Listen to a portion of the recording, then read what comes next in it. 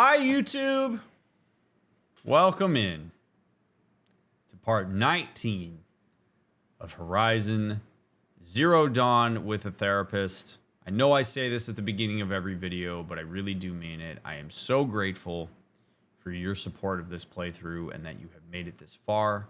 I really do hope that you will leave a thumbs up on the video, that you'll leave a comment, that you'll engage with the links down below.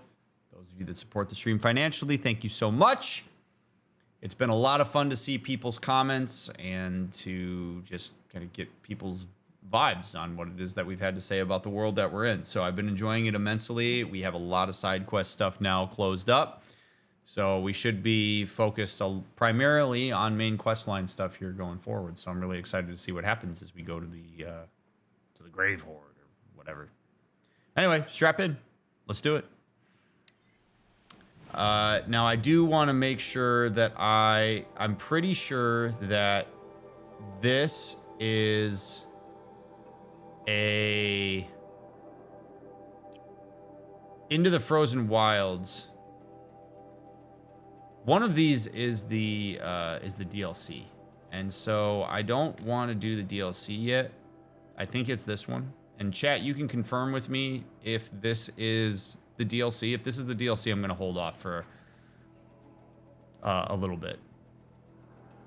A Moment's Silence is part of the base game, not the DLC. Sweet. All right, cool. Into the Frozen Wilds is DLC.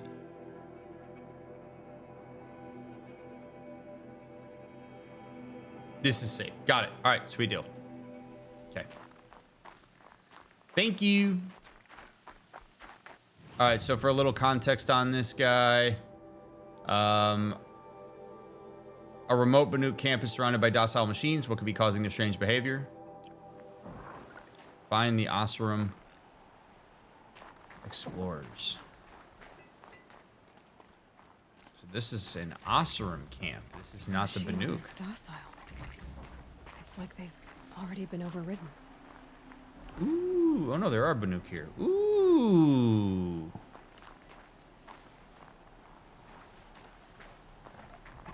Now, we don't know a lot about the Banuk, so we got to approach cautiously here. I don't want to piss them off. I don't want to seem hostile. I want to be very respectful of who they are and what they bring to the table. So we're going to do our best not to make any assumptions about them and just sort of take things in stride here. Man, this is wild, though. Look at that. We haven't really had a chance to get up close to this machine like this and, like, check it out while it's alive.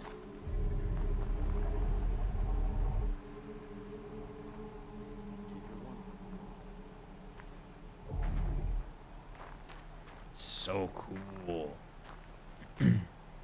Yes, in this grove. I do find it interesting that these machines were essentially, like, programmed to make animal noises. A place where the machines walk in peace with them. To see these machines up close like this, it's Grazer dung. I'm sorry? Frozen grazer dung. This Ravager led me here. I chased it down from the rivals, where it killed a great ice hunter. Tore him in two. A challenge I accepted. But when it reached this camp, the Fury left it. Isn't that a good thing? Tikuk says it's a gift. Pfft. What is a gift but a reward that you didn't earn? The machines are meant to challenge us. Now I'm stuck here guarding the shamans. The spoils of the hunt have been a little light lately. We should find What is a gift but an unearned reward? Spoils of the hunt have been a little light lately. We should find a few machines, earn the spirit's favor. These lands are filled with noise. It's kind of cold here. Maybe I need to see maybe if I can buy something a little warmer, huh? Oh, looks like I can't. Or no, I need to buy.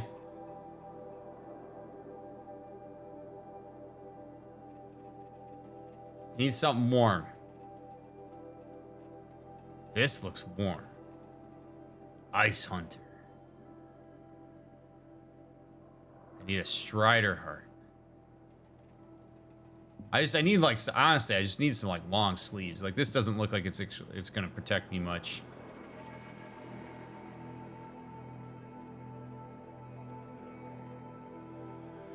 Strider Heart. Yeah, like I really want to wear this.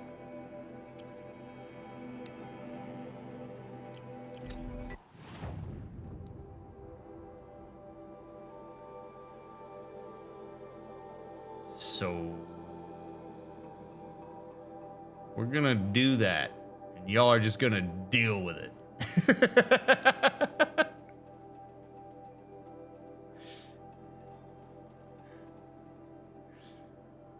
I think it's important. It's important.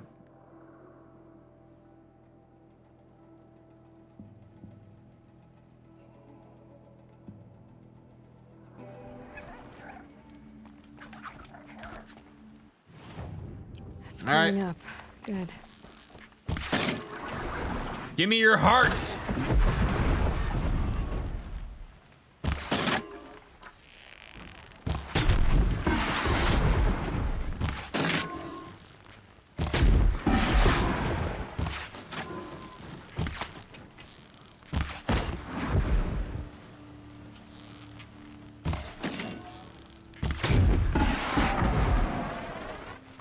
Anyone?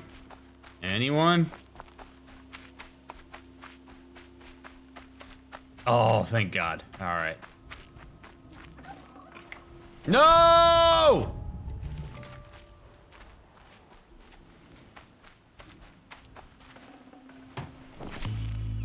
No, I need your heart.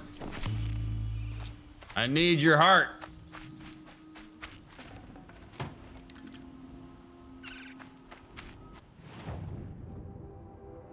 Damn it!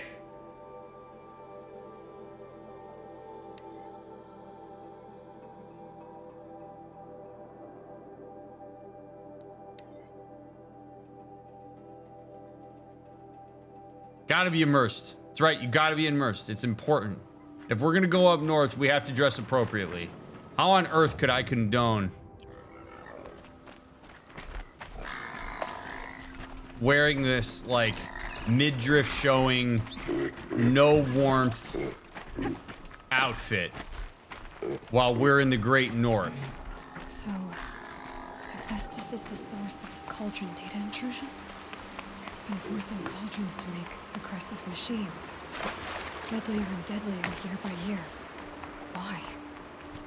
And what or who is Hephaestus? Another mystery to add to the list. Great question, Aloy. Hopefully we find. Oh! Machines. What up, horsey? Yeah, come at me, bro.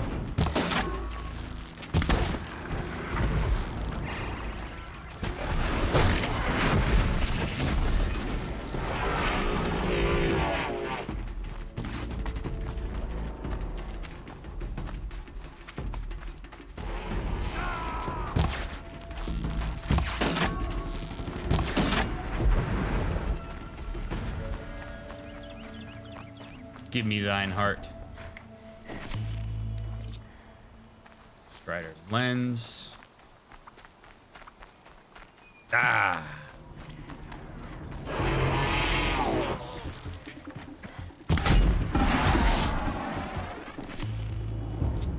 I could have sworn one of these turned blue when I shot it. Please come. It'll only take a moment. That's what she said. There it is. You look like a brave. Can we talk? Yeah, what's up? Ah, yes. Could I speak with you? What's up? You want to talk or not, dude? For the sacred land.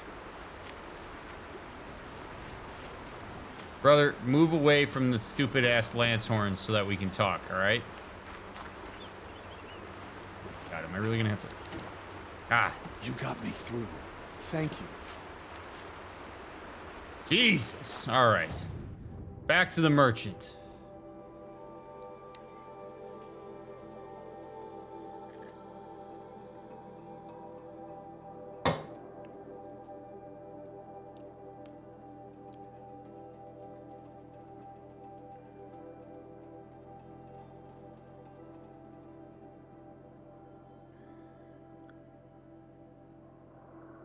Non-binary, use Discord. Questions for DrMick.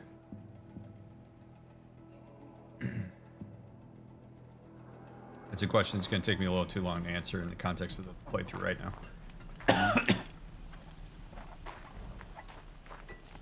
All right. I wish you were back.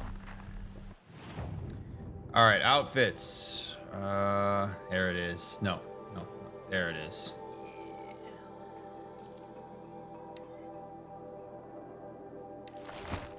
Okay. Yeah. All right, now let's get this outfit outfitted with mods. You know what I'm saying? You know what I'm saying. You get it.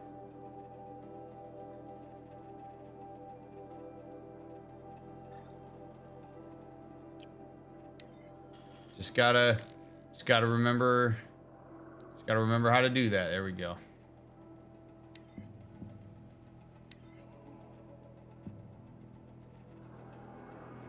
This is our defensive suit. All right, now that we are appropriately dressed for the Great North,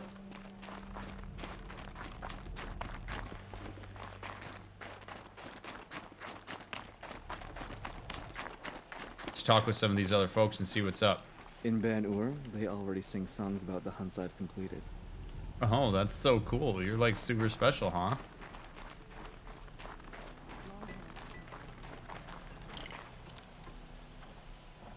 Greetings, Nora. I am Tikuk. Shaman. I've never seen anything like this. The blue light is strong here. My people traveled far from the heights of Banuk to experience it for themselves. The blue light. The light of the machine spirits. It is all around us. It settles upon us. This is how it used to be, before they grew angry. I know about the derangement, but I didn't think the machines were ever this calm. What is it about this place? We don't really know. We sing and we listen to the machine songs. The machines sing to you? To each other. You are a hunter.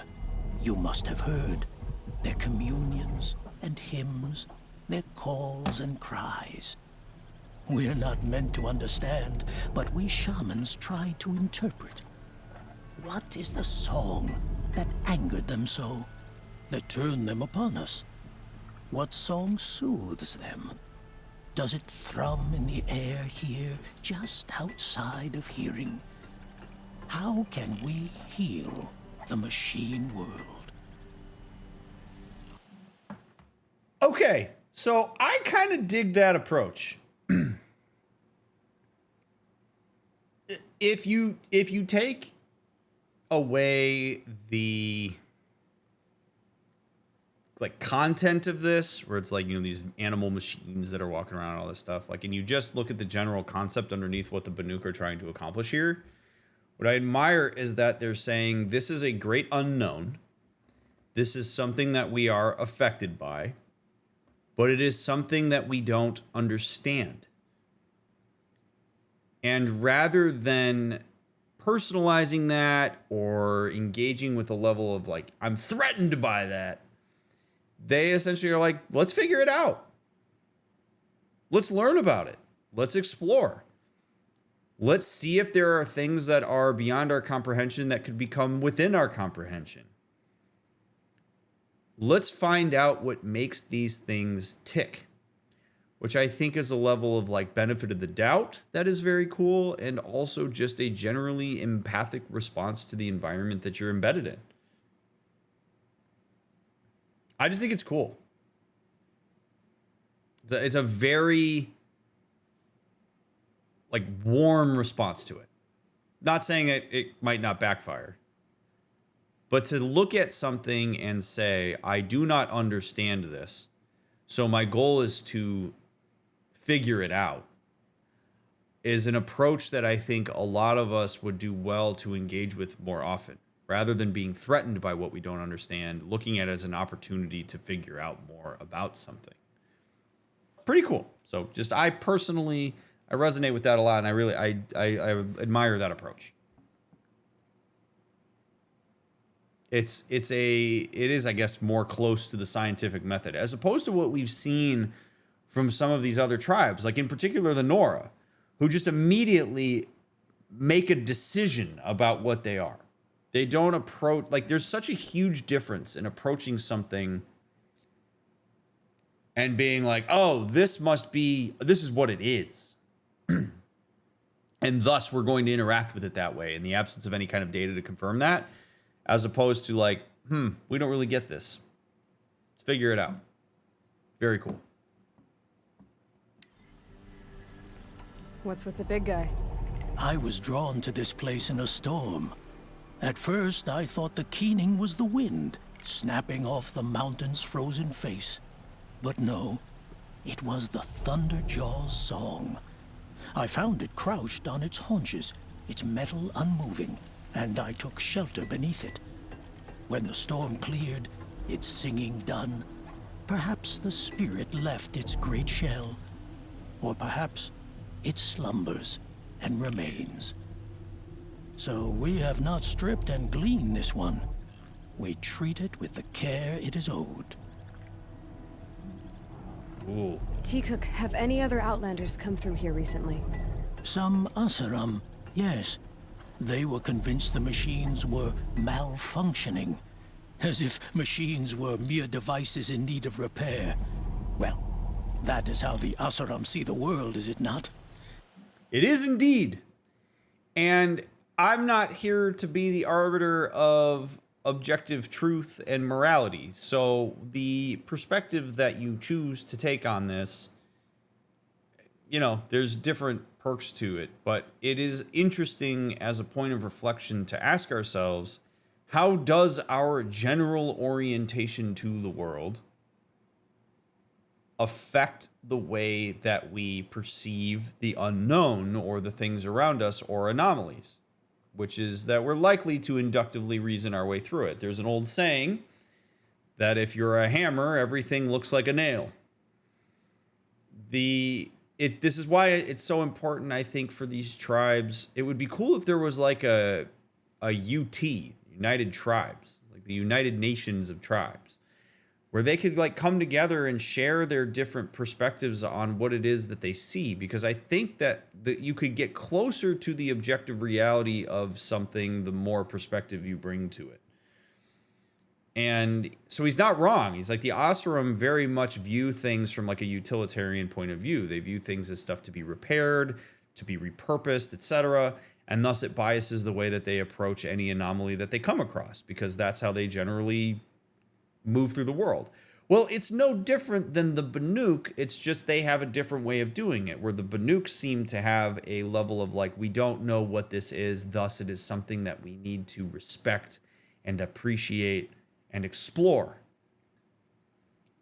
Whether one is right or not is very contextually loaded, but it's interesting to me that we see the way that these biases show up and how they perceive these anomalies that happen in the environment. And it's something we all do. They ate with us. Then, when they were satisfied there was nothing they could explain, they left with the Northern Light.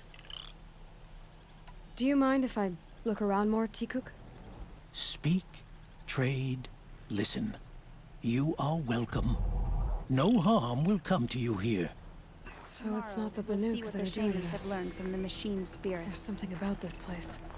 They can't see it, but maybe my focus can. What the shamans have learned from the machine spirits. Damn, so there's like a Thunderjaw just chilling here. Whoa.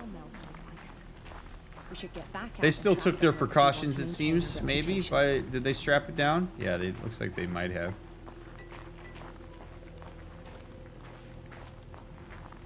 And like a child, I can climb to the top. Look at me, guys!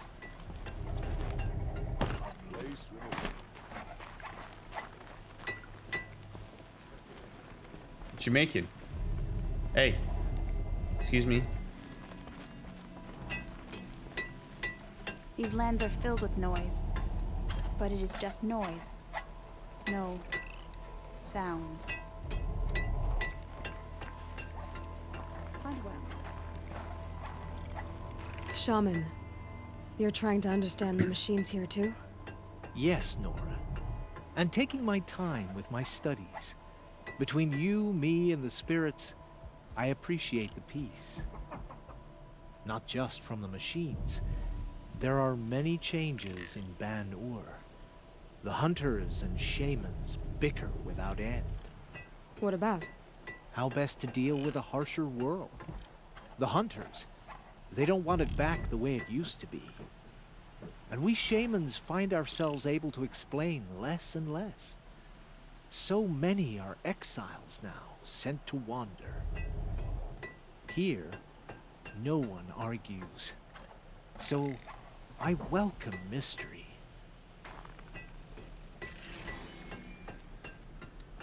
Could use my There- focus. See what it turns up.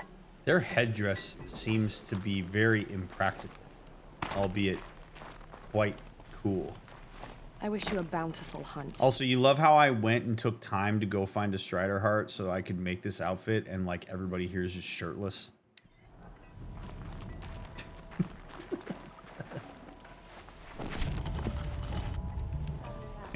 Like I'm like, I gotta bundle up.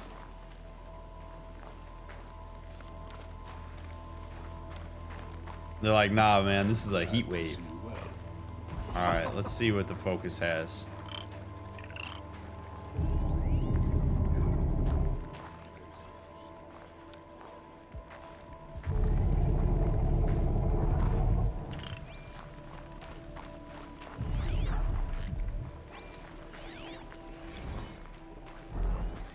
Well prepared for the hunt, I hope. Ah. Good hunt. There, a signal. And the source is at the top of the mountain. I'd better look into it. Top of the mountain. Well prepared for the hunt, I hope. Oh, baby.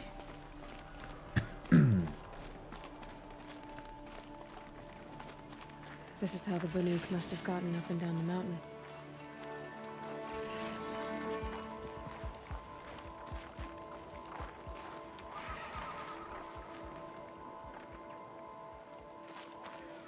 What? Sir? Why do I not see the legend? Why do I... What?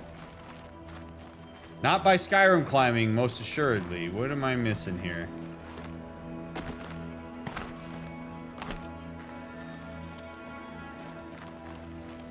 Sir? I am the best hunter of my Werak, and none shall wrest that honor from me.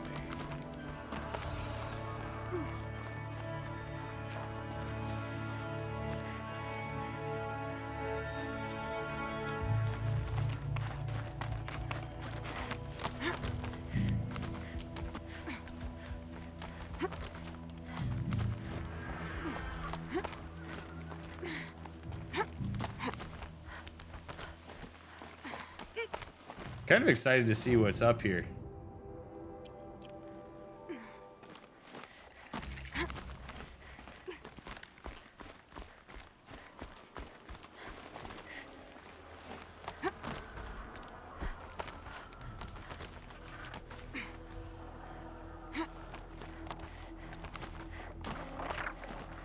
Yeah, glint hawks. Please tell me those glint hawks are also cool. Oh god. Come on, please be cool. Please be cool. Please be cool. The Glinthawks are just waiting. A good sign, I guess. All right. Someone's been up here recently. Was that voices?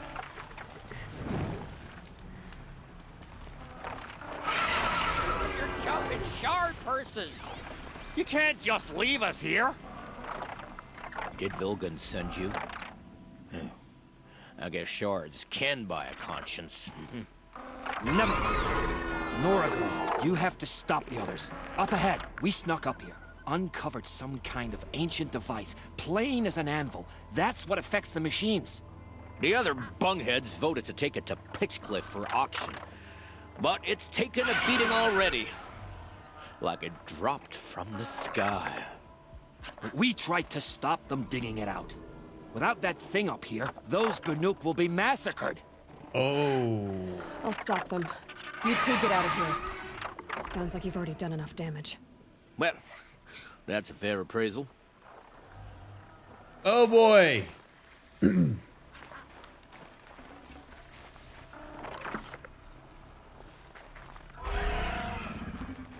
Let's sell the thing that's bringing peace. The rope slip for, you bunch of chuff skulls. Snow. The slack was on It's not your getting any end. warmer out here. Profits over science, baby. I think it's okay. Looks like it's okay. What have you done? Who are you? You're not one of those Banuk. Too late. Let me look at it. Hold on. This was our delve. We did the work. You want to put your axe in? What's this thing worth to you? I don't know about this. This was your idea. You started it, you can finish. All right. Could be this thing's just scrap, but even scrap has a price.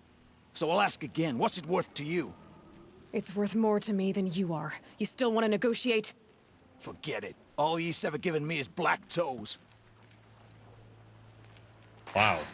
They've made a mess of this. That worked?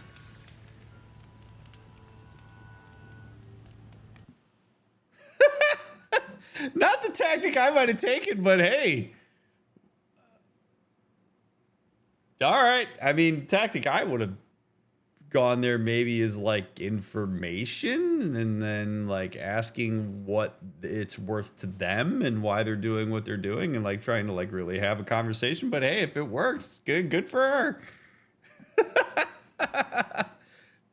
Worth more to me than you are. But you know what? All right. I'm going to go with an extra layer here, and I'm going to give Aloy maybe some credit for a level of sophistication that I don't know if it was actually thought about or not in this.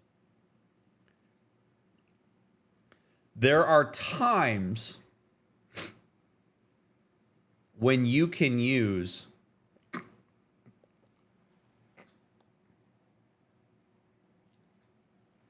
okay. There are times where you can use misrepresentation to your favor. It sucks when you're misrepresented. It sucks when things are inaccurate. But there are times where if you know what the general populace thinks about a certain identity that you hold, you could use it to your advantage if you know how. And this maybe is an example of Aloy doing that.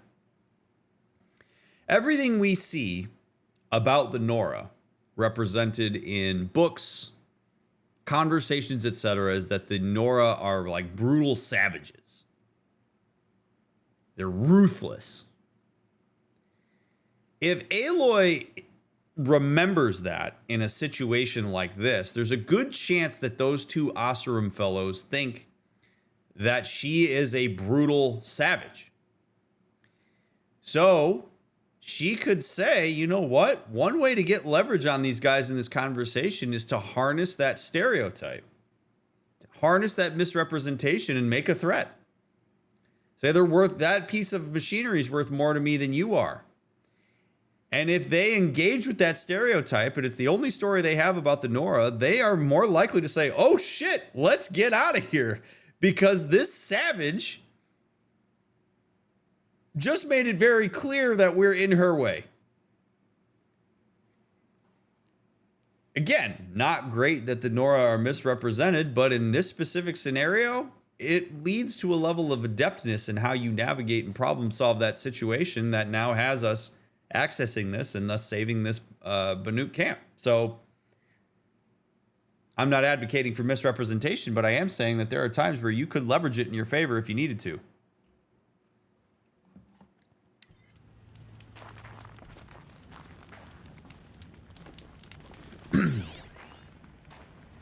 Unknown artifact. Processor of advanced design. This is from long ago. And it's been sending a signal all this time. Fading out. I have to get back to the camp before the machines tear it apart.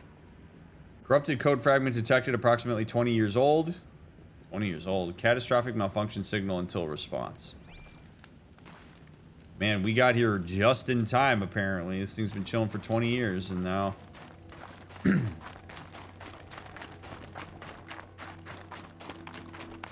Back to the camp. So that machine is apparently making the machines more docile. Uh-oh, those glint hawks left. Who's that thing? Uh-oh.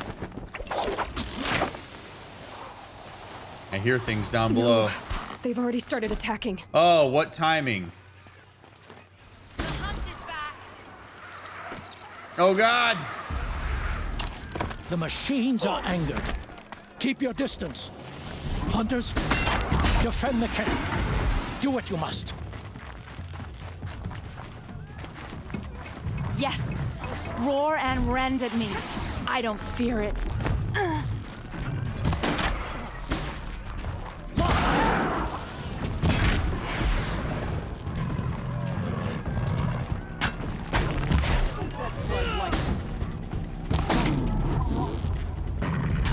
Now you'll hear my song, machine. A sharp song.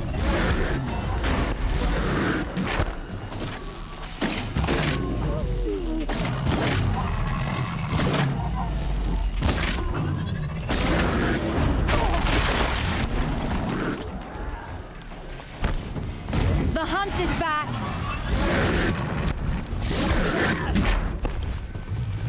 So much for T-Fix peace. It was only a side effect. Clinch He's that. not going to be happy about this.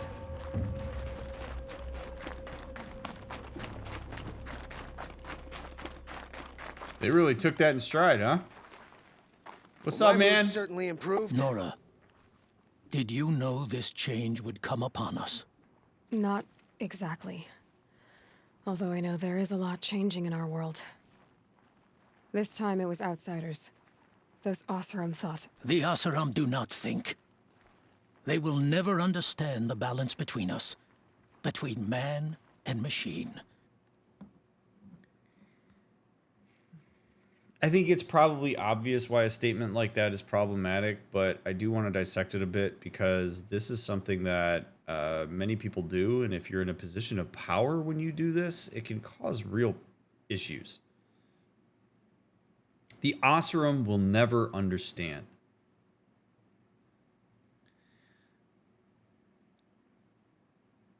That is setting an expectation that will create very heavy bias, likely in the direction of antagonism toward the Oseram going forward. Like, as soon as you go in a direction of saying that somebody is not capable of something that they are theoretically capable of. I mean, the Banuk were able to get to a point where they understood whatever this arbitrary balance is between them and the machines. So that would stand to reason that the Oseram are capable of it. But as soon as you decide that they're not, you are no longer going to necessarily give the Oseram the benefit of the doubt, nor are you going to engage with them meaningfully around this. Like, they've essentially made a decision about the Oseram's perspective without the Oseram saying, we have no interest in figuring this out. So now it stymies any kind of diplomacy that could happen between these tribes. And this is where we see all of these divisions amongst tribes, because not only do they entrench themselves a bit in their own dogma about what's going on, they tell themselves stories about the other tribes and what they are and are not capable of, and what they are and are not willing to do. And it sets these inter-group relations back significantly, because now there's like an antagonistic view on the Oseram that doesn't necessarily need to be there. The perspective you could take is, well, if we could figure out this unity, perhaps they could too. What would it mean if we put our heads together to try to figure this out rather than make a decision ahead of time?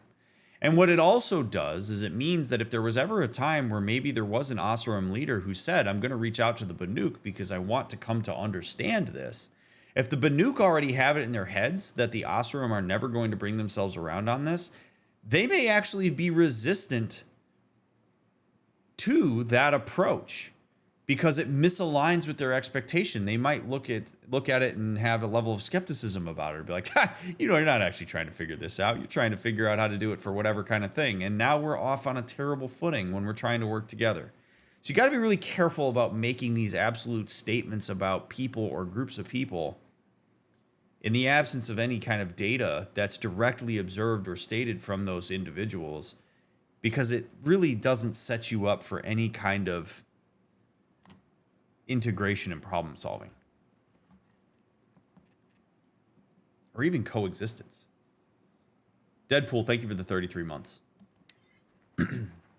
Now the blue light has gone, and we are left with many songs, but more for mourning than gratitude.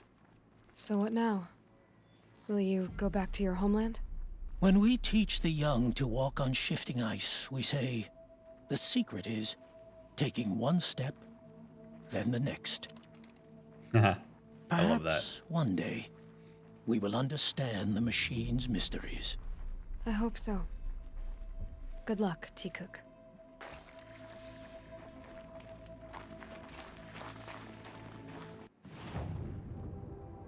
Turn to Vigland. Whoa, all the way in the... back in Meridian. Actually, I guess we might as well grab this metal flower while we're up here, and then... Well, no, we'll hit the Grave Horde. And then we'll go back. So we're going to pass that flower on our way there. Perfect.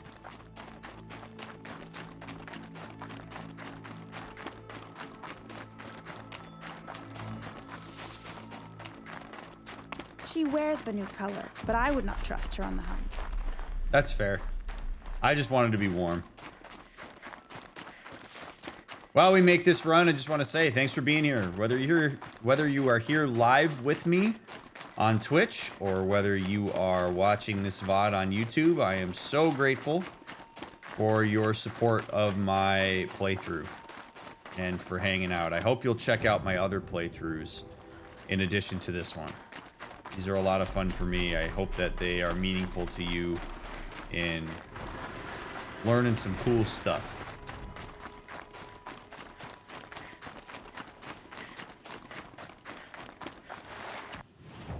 I'm also going to take a little bit of a desire path on this.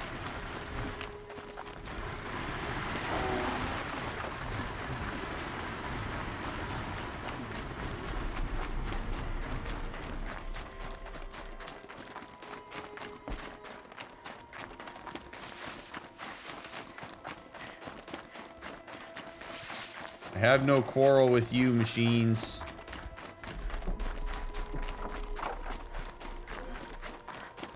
Whoa, did that Glinthawk just dive bomb? Whoa.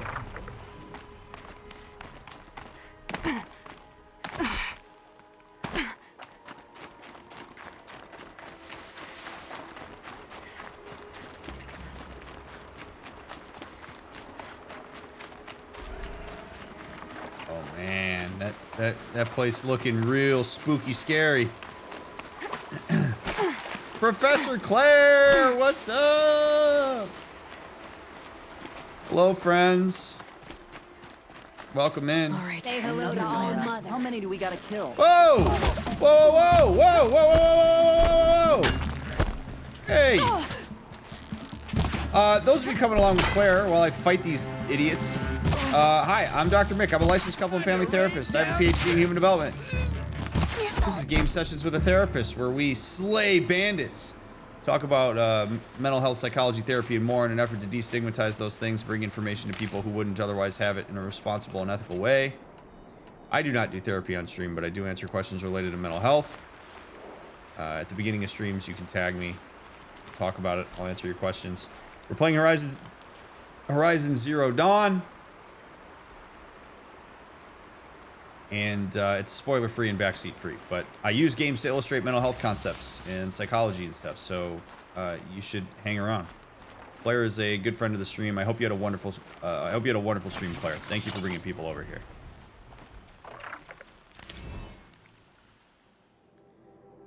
All right. Watching the river through the window of trees. Spring rain falls. There we go. All the collectibles are in hand. Feels good. Now let's go to that grave horde.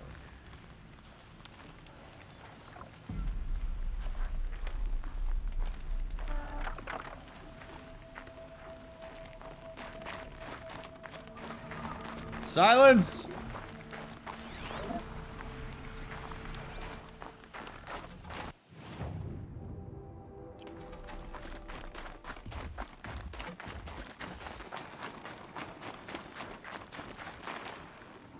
Look at that. That is spooky.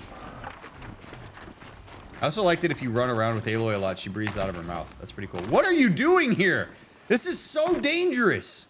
Why are you here? Ma'am, please go back to like Meridian or something.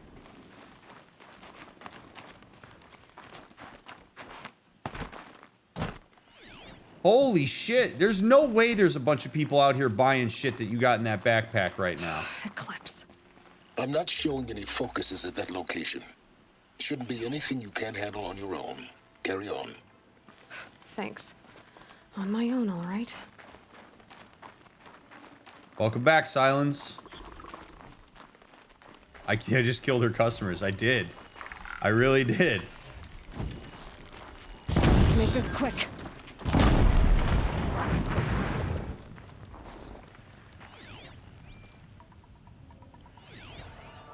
Apparently, these fine folks are all deaf.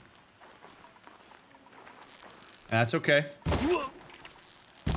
Just, it's to their disadvantage right now. Why did that corrupted machine just blow up? I don't know, they do that sometimes, I guess.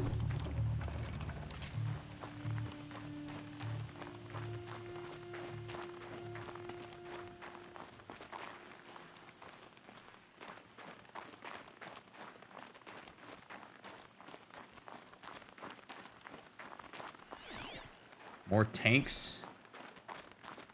The Grave Horde. In the shadow of a metal devil. Great. Yeah, it's good. It's good. It really just... It inspires confidence in survival.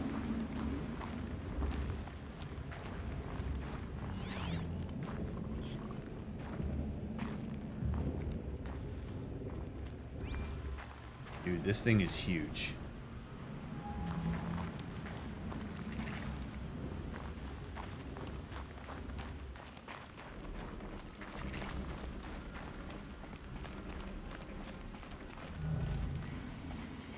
I was kind of glad we came here at night. Oh man, I hope we get so much more lore to read. Ooh, I'm so excited, man. I'm so excited. There's gonna be so much good stuff. This must be the pass Matur was talking about. With Banuk territory just above. Yeah, I'm not worried about that right now, though. We're going down here.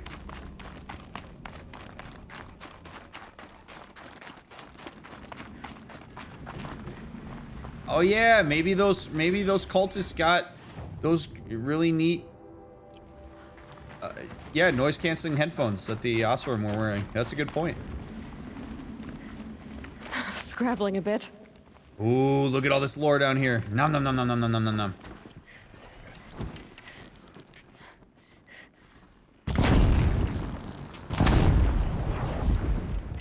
They're inside too. Oh yes.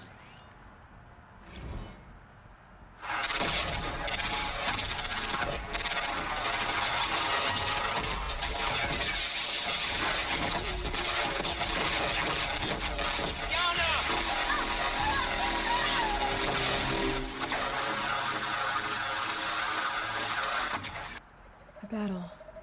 Frozen in ice and time.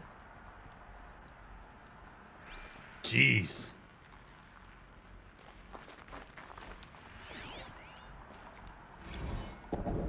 Titan inbound, same play as Akron. Base defense locks it down. We engage, sever the limbs, blast out the fountains. Another day in the life. Working time, we're close. Engine will be on point. Hoorah! Are you getting this, Silence? Silence? I'm sure Silence is probably...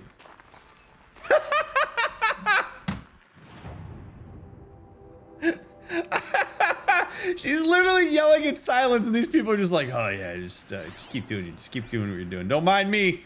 Don't mind me, friends. I'm just another cultist thug here to... Silence is like, shut the hell up, Aloy. There's people in here with you.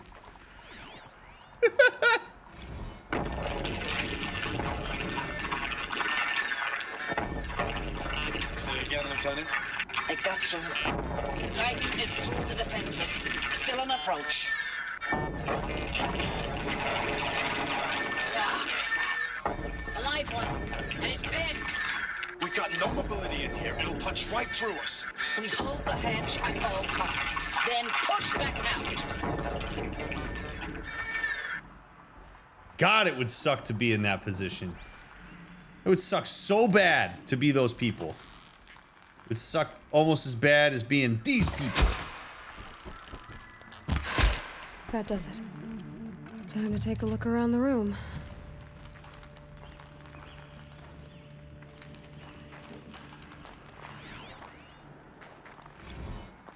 Looks like quite an enduring victory we put our foot in today. Contact in 30 seconds. Hey, think that's enough time for Sobek to finish Zero Dawn? If this is really it, I gotta say, it's been an honor to serve beside these tanks. Here it comes. Brace for contact!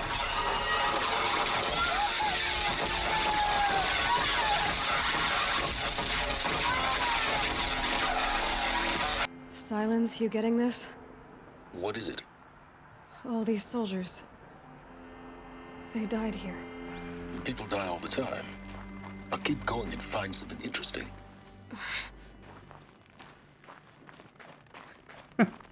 Okay. So, sorry, big guy. Didn't realize there were things more interesting than voice recordings of people dying in a war that was 900 years old, brother. I don't know what more you want from me. Again, there's not a lot of reason for... I know I made this point several episodes ago. I'm not going to belabor it, but there is no reason for Silence to be that antagonistic to Aloy about this stuff.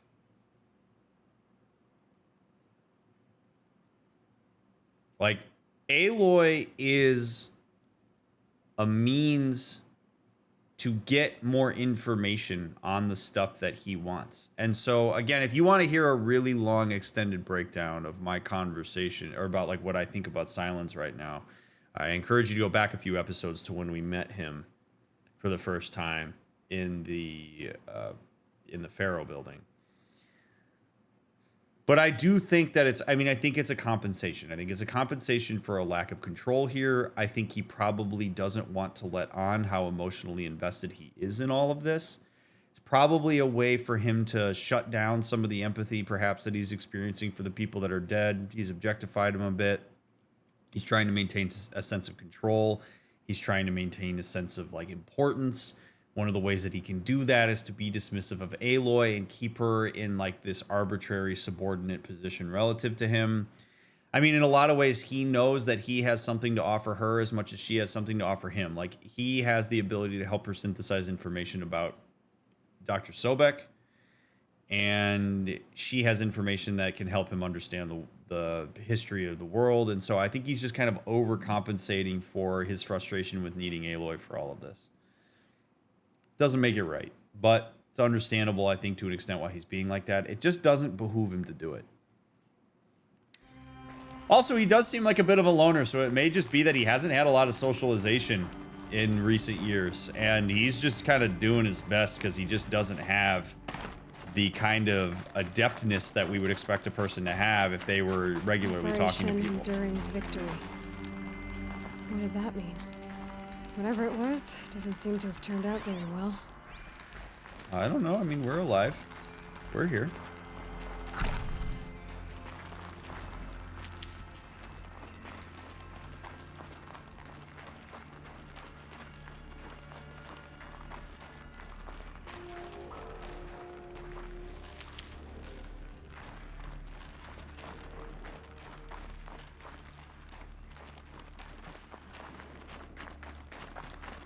Place is quite ominous, though. That's for sure. Oh, baby, down we go. I get to zipline this? Oh, man, this would be terrifying. Holy shit.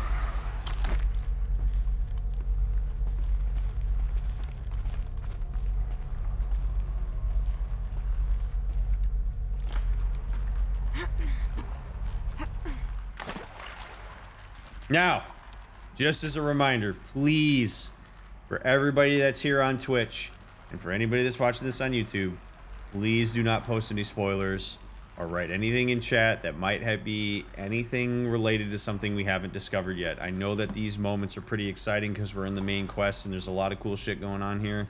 Please do not spoil anything that happens here or backseat. This is a lot of fun to just learn and figure out. This water would be absolutely disgusting.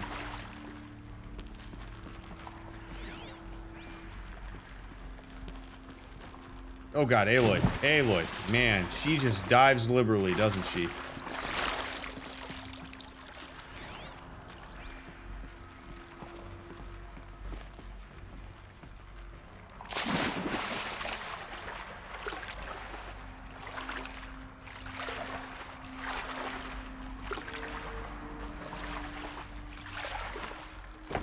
But, you know, even probably needed the wash. if this water is cold, that's why I'm wearing this cool Banuk outfit.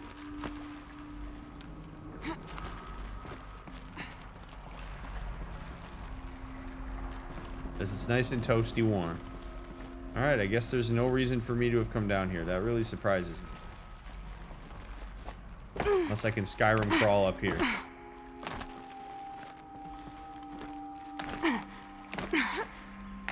Ooh, what's all that? I'm not gonna worry about it. I'm clearly not meant to be up there. No, Aloy, no!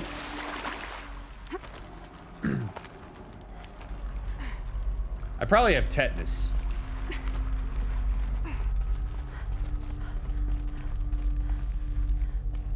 Oh yeah, Must this have is been where it. the soldiers slept. Like the lodge in Mother's Heart, I guess. Give me all of this. Log.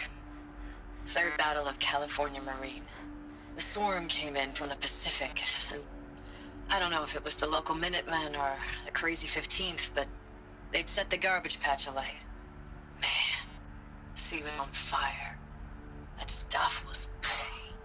The first wave of bots came in covered in burning sludge. It bought us an hour or two of slaughtering them on the beaches before the swarm recalculated. We pulled them inland, back through the Kalmar sprawl. Dropped buildings on them, EMP'd the grid. Standard operating procedure. The last time I was in California, I was 5, 6?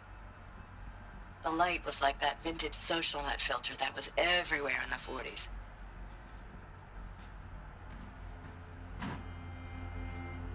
Interesting.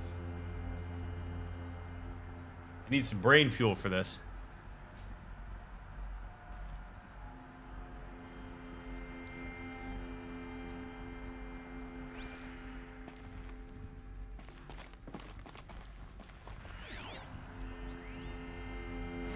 Log. First battle of the eastern seaboard wall. Had a long run up to it. This was before Kalmar, and projections were a lot worse for the east. For 3 weeks, we kept getting scrambled out to some coastal burg to train Minutemen. It was always raining on account of Europe already being torched. Block after block of prefab barracks. They were still printing barracks right up until the hour the main force hit.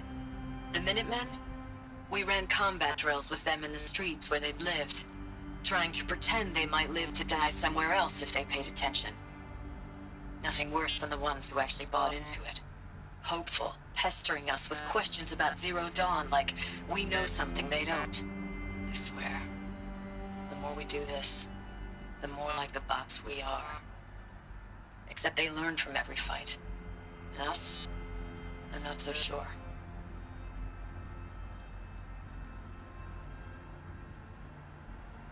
Yeah. I mean, I can only imagine.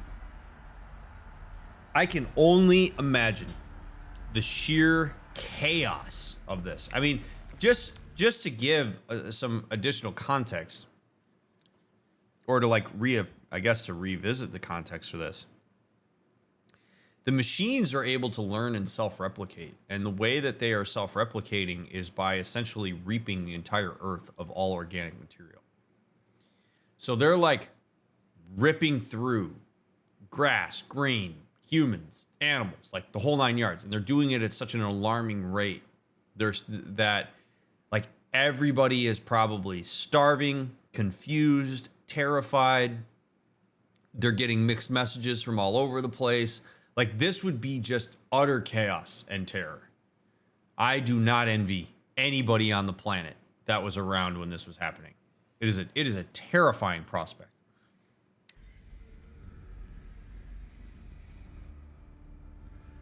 Yeah, suffocating. Yeah. Any fun experience you could think of. Humans are having it right now, and it's, oh boy. What was this place?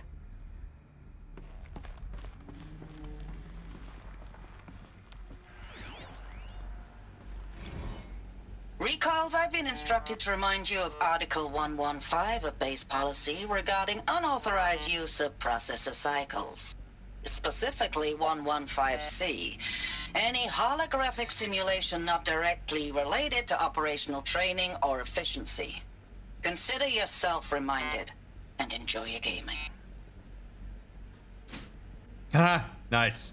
She's cool. Yeah, we might as well play video. Man, hey, the world's gonna end in 2 weeks. Might as well play video games. Got nothing to lose. Other than the game, I guess.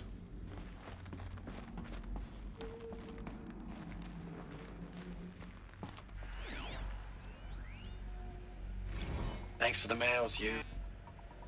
Time goes fast on active duty. 4 months with the wreck and recalls, I don't know, 20 drops. In and out of the West Coast, fighting with these civilian enlistees, scrappy guys and gals. Their training is basically, here's a DEW, when you see a bot, hit it. But somehow it's all coming together. Between us and the 6th MRB, we took down a horse at Lithium Beach. Pulled out before its buddies arrived, but to see a big one go down, I hope you made the news, honey. Showed everyone we're gonna have a shot at turning this around. We just need to give Project Zero Dawn the time it needs, then everything will be the way it used to be. Now, I have to imagine, this is probably stating the obvious, but I have to imagine people are getting limited information on Zero Dawn. If you if you have to call the hysteria of the masses on this, the thing that you are going to have to do is find something that people can attach meaning and hope to. Because if you get people into just abject nihilism of like, this shit ain't going to go anywhere and we're all going to die, the only thing that people are working with to push forward is survival. And if you know for sure your survival is gone, you're probably going to start like dealing with apathy and just people's personal indulgences. So Zero Dawn, what it actually is and what it is, what the masses understand it to be, is probably not in line. They're probably using Zero Dawn as this thing to get people to be like, oh shit, if we can get it back to the way that it was. Well, what does that even mean? And how do we pick up the pieces and all that stuff, right? Like, what Zero Dawn very well could be is basically like Noah's Ark. You know, just nuke everything except for a select group of people that are down in these bunkers, and then hope when they wake up out of cryo sleep, everything is fine. In which case, that doesn't exactly sound like going back to the way that things were. But if you tell people that, then they're not gonna rally toward your agenda. You're gonna have more mass chaos. And it's a very fascinating sociological issue here of like survival. But in order for people to do what they need to do in order to have a chance at survival, we have to dupe them. We have to give them limited information, because the reality of the situation is likely to set off a bunch of alarm bells and skepticism, etc. So then it really comes down to which forces control this narrative, and do the people at large trust those forces? And I mean, it is just, I really believe this when I say this. I don't think any of us can actually fathom what these people are going through. Like, I love the way that this is written in bits and pieces and you get to hear these subjective experiences of it, but there is no way to know for sure what this would actually do. This would be just madness, because this is the kind of stuff that exposes humans as being animals. As exposes humans as being really no different than worms and ants and antelope and sloths and cheetahs and anything else. Is you bring this kind of widespread craziness. It's amazing. I know it's been days, honey. I'm so sorry. Deployments are getting real long and tougher every time. The swarm's getting better at predicting us. Less of us now. And we have to put in 10 times the work for everyone gone. Like a family business on hard times, only... This isn't my family. It's not with you. I still try to see you. The life we had. In the eyes of the people out there. I remember when they were glad to see us. When they still had hope. It all seems to be slipping away. I don't even recognize the places we're defending. The only thing I know I'm still fighting for is...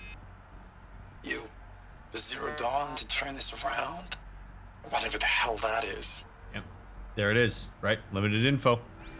They just know that it's something you can put your hope in.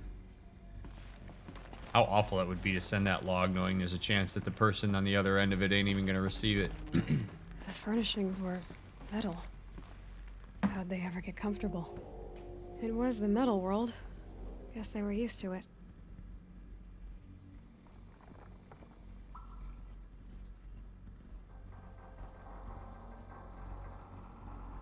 They may not have had much of a choice, Aloy.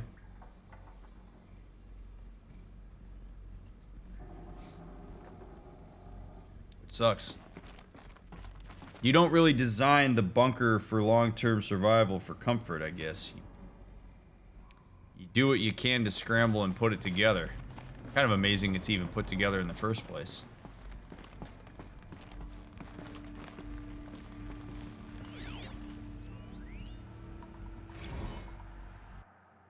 Log. Corporal Sarai. Looking back, I thought 64 was shaping up to be a pretty good year. No more drinking, no more mercenary sec work. Stripping offshore wind farms for the OEZ, just me and a plasma cutter, 400 feet above sea level. Then I got the recall alert. Heard them up on a turbine and the smell of cooking ozone. They covered every angle, better pay, amnesty for the Combine wars you'd fought in, guaranteed citizenship. We should have thought, okay, what's the catch? But what we did think was, I guess we're better than the bots after all. Big talk from Harris about pride and duty. Smart guy, he was right. I've been proud to be a US soldier. I jumped at the chance to be one again, and look what I landed in.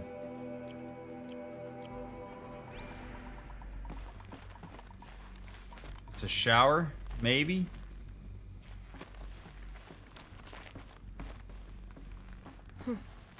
Just one bed. Maybe their war chief's room. War chief. Log. Last night we were talking about D-Day 55. When I was a kid then, only a few years out of boot camp. General assembly in a drone hangar. Summer and the sky was bare, the heat was killer. They say US human combat forces are being disbanded. All automated now, we're last cycle's tech. Out like the old net. 1 million more on basic and a century recession. Could be you'll help build the robots that took your jobs, or if you know how to handle a power suit, you could find a place that still uses manual labor. Maybe in the OEZ or China where you're not our problem. Low suicide risk gets set at my discharge file. Jeez. Man, when you have to put low suicide risk in your job papers. Oh boy. That's a perk.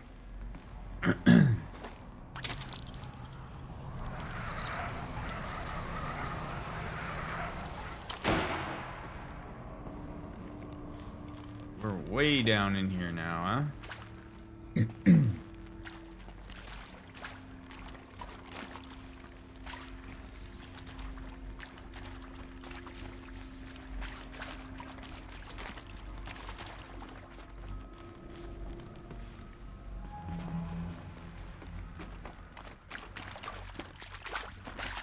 Red light.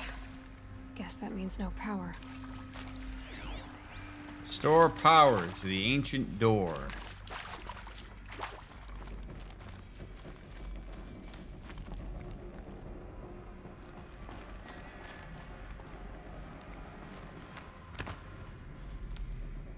Guessing by doing something with these. Holographic interface. There must be some kind of code. Maybe I should try scanning objects in this area. These wires must run to the power source. So it would seem. Alrighty, Aloy.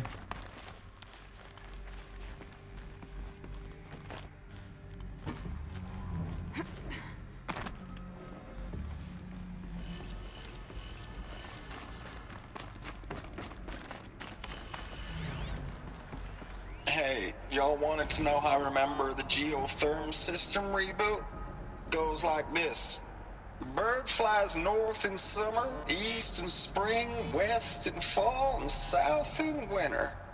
Didn't expect to hear nature poetry from the lips of Mike the GT Tech now, did you?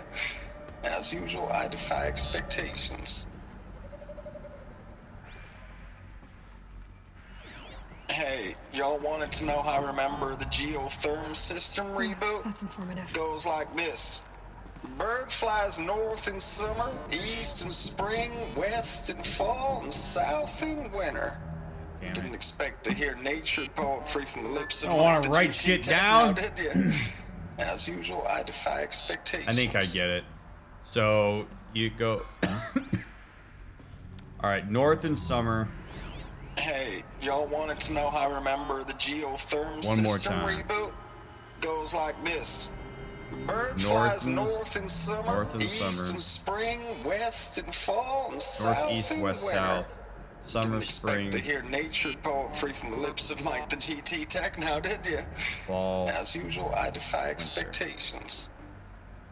North, south, east, west. So north in the summer would be the second one. So that one's good. East in spring, which would be clockwise. West in fall.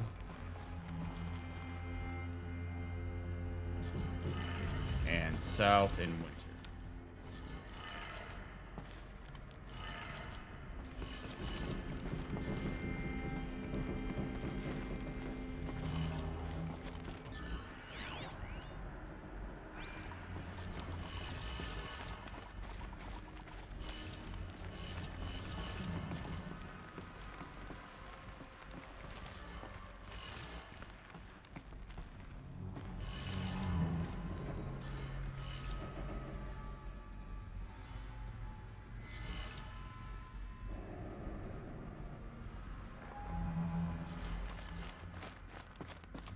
Don't tell me I gotta do that with all of these.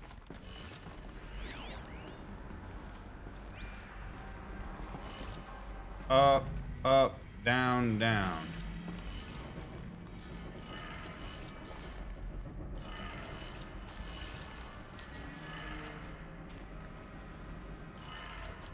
Three power lines, resources. That makes one.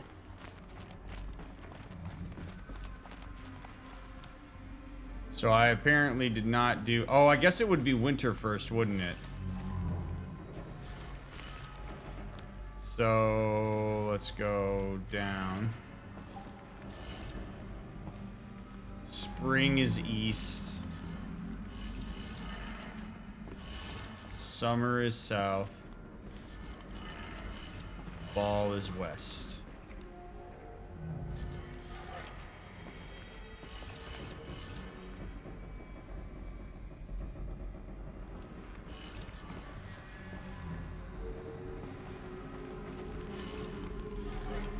Man, if it's just the northeast southwest, I'm gonna be annoyed.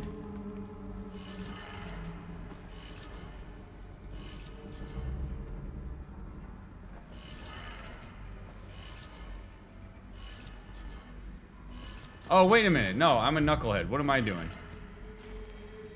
North in the summer. Uh-huh.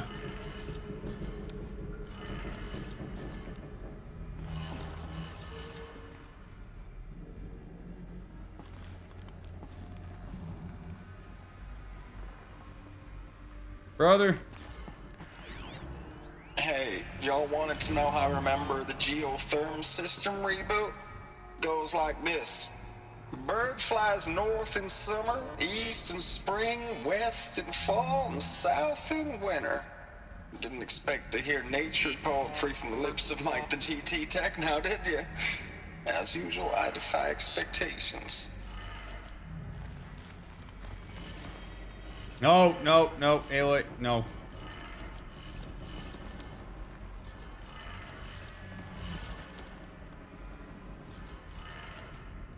God damn it, that's lame! One more. You should have to reorder the seasons and do the compass. You should have to do both. Make it harder.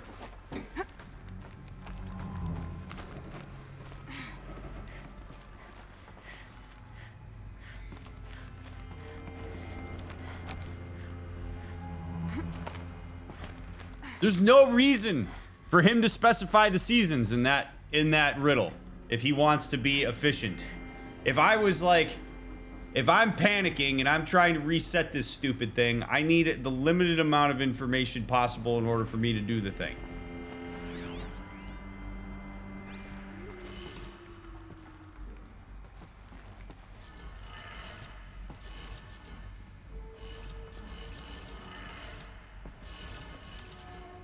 Whatever. It's fine. Okay, that did it. Sounds like that did it.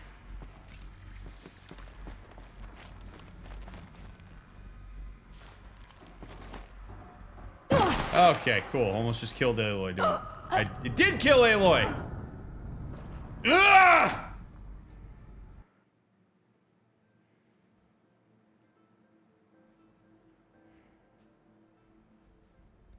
Luckily, that's all I needed to do. Just kill yourself in order to get in front of the door. It's fine. Easy peasy. Saved myself some time.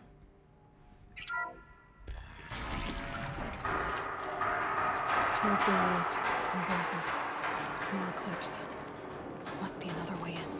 What? How? There's a clip still in here? A power cell. Power cell. The ones I found before. I'm gonna have to figure this out. This is why the machines won. It's completely correct. It's them, all right. They're not looking for answers.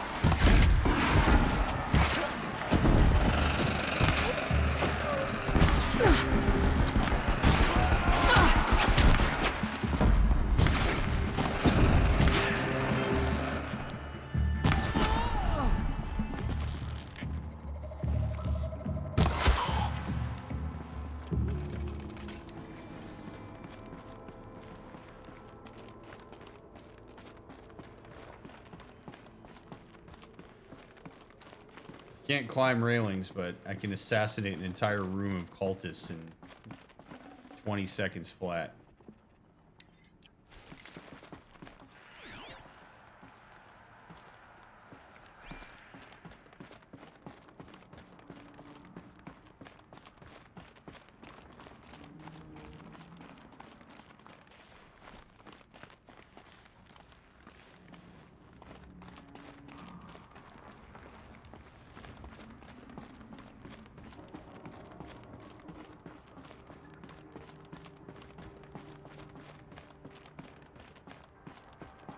A lot going on in here.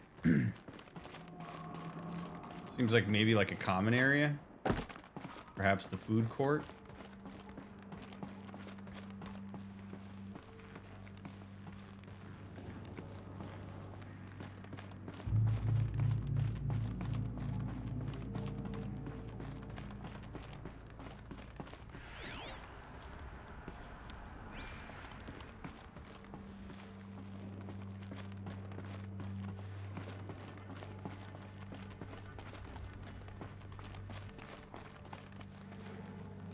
How is there nothing in that room for me to scan?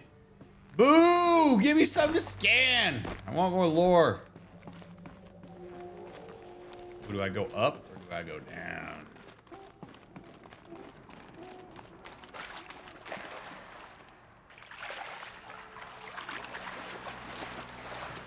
Thank you, Noon. Kind of you to say, friend.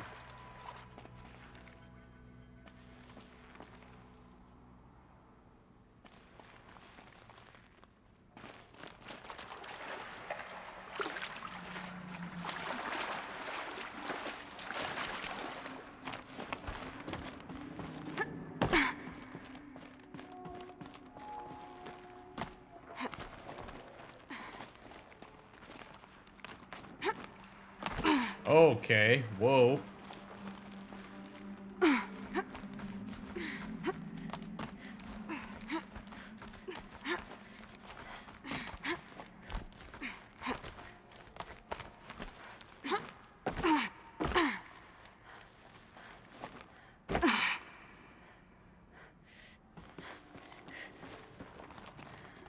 Oh, good. The mother load.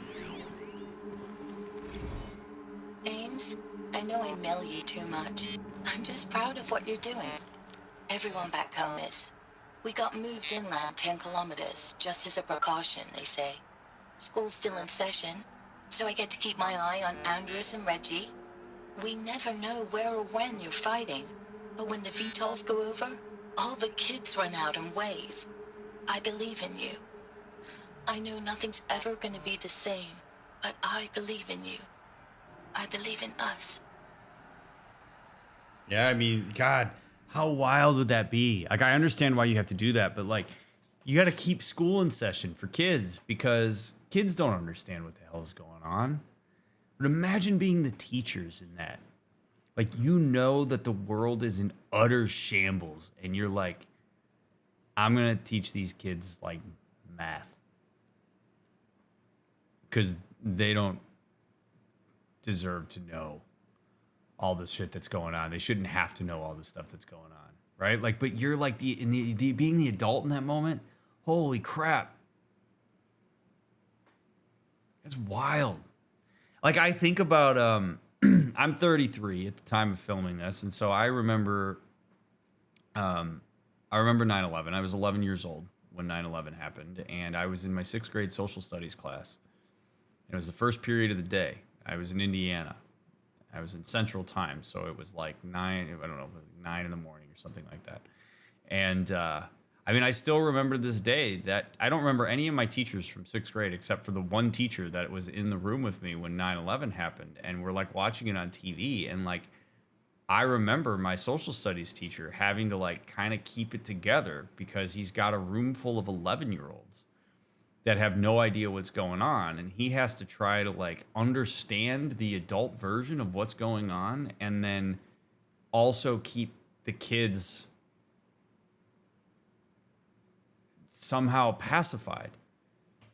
And it's like, I think about that of like the amount of like gall it takes to be able to do that is really just kind of amazing. And so in this scenario, like everyone knows that the world is a shit sandwich. And you're like, well, what do we do about all these children that like don't have any reason to know this? And we know they're all going to die. And we know that they're not going to have a future. And we know that the algebra we're teaching them isn't going to matter at all. Although some of these people maybe do think that it's going to matter because Zero Dawn's going to save them. Like, holy crap. Something I really think sometimes when we play video games, we don't take the time to actually appreciate just how much depth there is to the circumstances that are created for us. Like, the world that Guerrilla created and then killed off so that this world could be created is so bleak.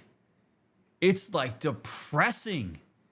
Like it makes, if you really take a second to appreciate that, I think it adds so much to a game like this. It adds so much to like the dinginess of the surroundings that we're in. It's like to just take a second and take yourself out of the like, I'm playing a video game right now, and really put yourself in like this scenario that we're hearing in these audio logs. Like, my God, who would want to work at a time like this. I wouldn't want to. Like, it's just none of us know what we would do in a scenario like this. We all like to believe that we know what we would do. We all like to think that we would somehow be productive, or we'd fight back, or we'd find a way. And the reality is, I think a lot of us would just kind of shut down. And to have to like be the adult in the room somehow, knowing that there's like kids that were just born into this mess. Man, it's just, there is so much gravity to it when you think about it. It's why I love these lore bits so much. I finally have the time to read Dune.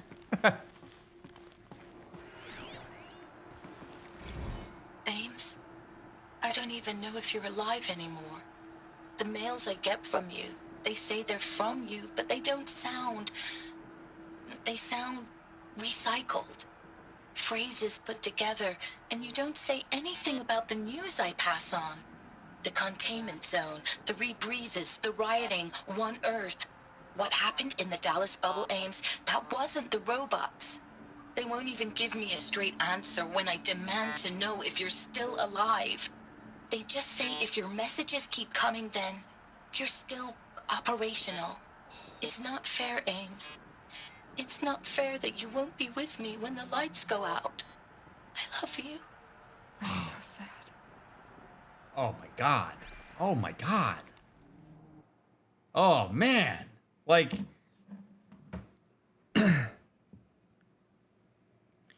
these people know they're gonna die. Like, they know that this shit is over.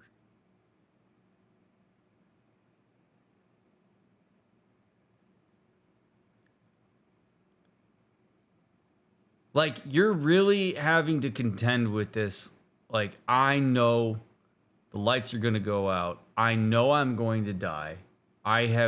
So many of us kind of like push our death off. We don't really like to attend to the fact that we're going to die.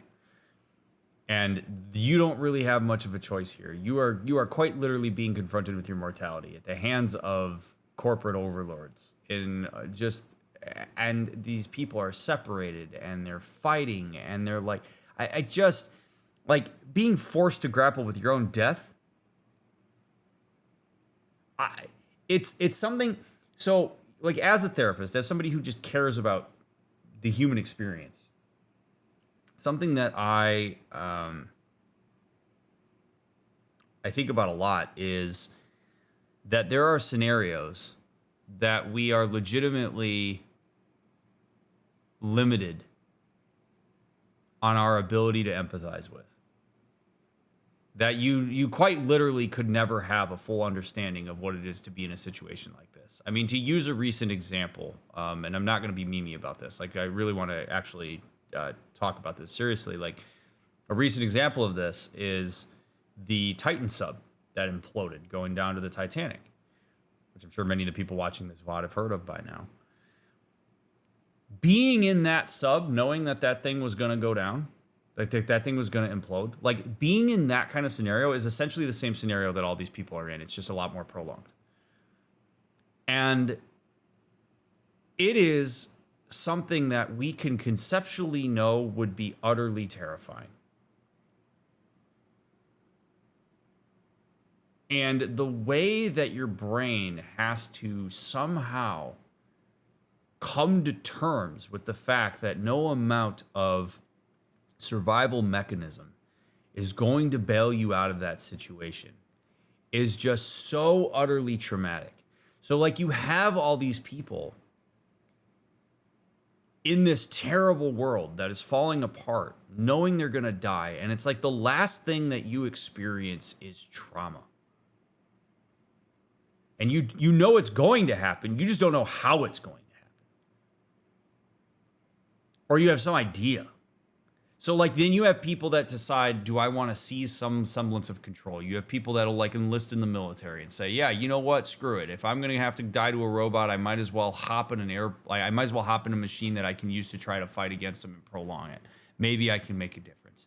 You have people who bury themselves in bunkers and say, you know what, I'm just going to be with my loved ones for as long as I can be, and I'm gonna die from starvation or exposure or whatever. Like, it's just, I don't know, it's unfathomable, and it's kind of like, it's weird because I would never want somebody to have to empathize with that. Like, it's not something that I would ever want somebody to be like, oh yeah, you know what? Like, let's really have an experience like that so I can connect with it. None of us want to have that. And at the same time, it's kind of sad in a way when we look back at scenarios like this that you can't. Like, we could get close, but I can't fathom sending that message to my wife that we just listened to. Being like, hey, I'm in this like metal bunker waiting for my death, and I get messages from you that don't even feel like you, and I don't even know if they're coming from you. I don't know how old they are. You don't respond to me. I'm not getting the connection that I so desperately crave from you. And I know there's a chance I'm not going to see you, and I'm just sitting here waiting to die. And there's a chance you're not going to be with me when it happens. That sounds horrible. And so I have to imagine that there was probably mass suicide at this time, because honestly, it's like one of those things where you're like, you know what? Why can't I go out on my own terms? I'm gonna end it, man, because why would I live in this just horrific uncertainty about the way that my life is going to end? Is it going to be painful? Am I going to be chewed up by a machine and I'm going to feel every single piece of it? Right? Like, all of a sudden, yeah, that guy in episode 1 that we heard shoot himself makes a hell of a lot of sense.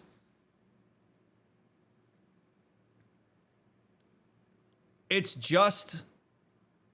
an experience you would hope that nobody ever has to have. And I know I'm prolonging this, but I really want to take time to appreciate the world that was existing here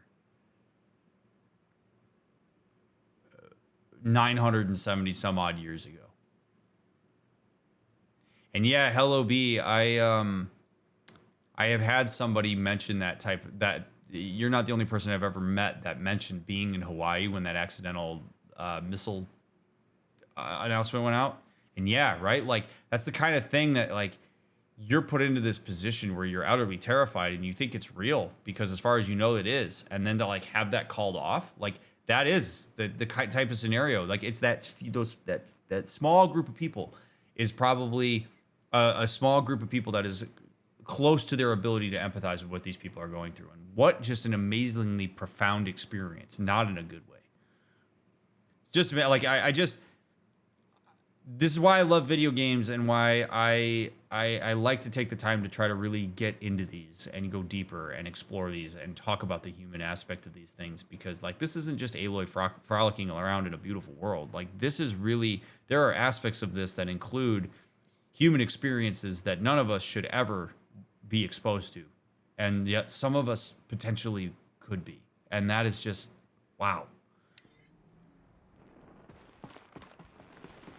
And we're listening to people grapple with that, and it's so well written.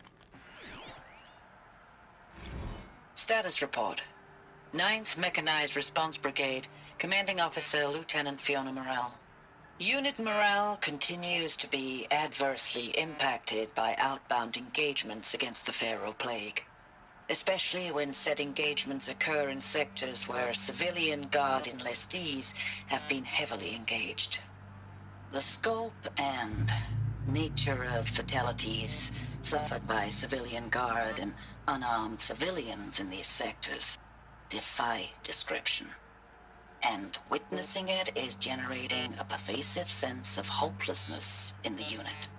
Accordingly, I once again request that deployments of the 9th MRB be temporarily refocused on facilities that are mission critical to Project Zero Dawn.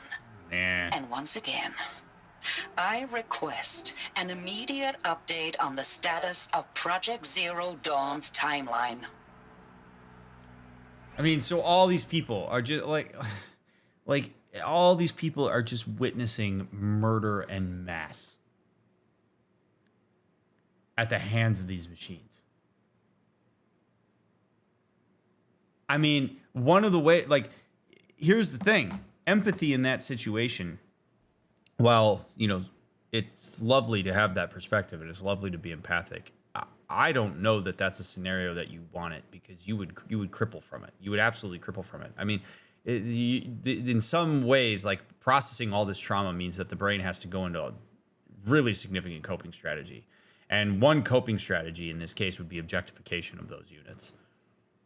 Would be referring to them by, not by name, but by unit number, by really just, because in the same way that the brain can't comprehend like the scope of the universe, there are certain quantities that when you get to them, your brain just can't really get in there anymore. It just becomes this, like, it's just a mass event that you're witnessing. And so now it's like, as soon as you see, you know, 300 more casualties at the hands of these robots, it becomes just a number, because the scope of that is just either impossible to comprehend or just profoundly just harmful and painful. Like, you're just witnessing civilians who are trying to do something about this just get decimated by these robots. And not only do they get decimated by the robots, they then get consumed by the robots to create more robots. So it's like, not only are your friends and family and community out there fighting, as soon as they get mowed down, these machines come in and harvest them and then make more machines from them. So now you're fighting machines that are made from the very humans which serve to try to, like, stop them.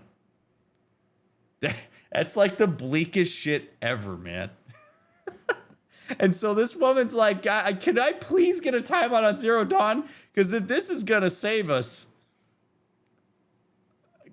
come on. Oh my God. Like, just, I know I'm belaboring the same point over and over again, but, like, think about that. Like, if you take it as anything, it's like, holy shit.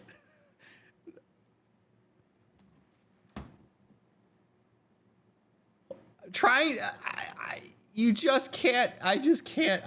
My brain is so desperately wants to, like, understand what that experience would be like, and I just can't put myself there. It's just unbelievable. Holy crap. I have caffeine. Fantastic. I know it's been days, honey. I'm so sorry. Deployments are getting real long. We have to put in for work for everyone.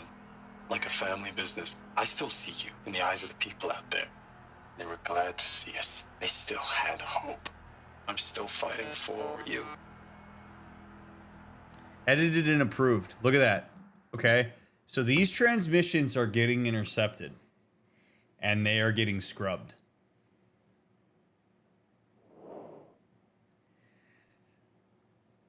Again, this is wild, because you have to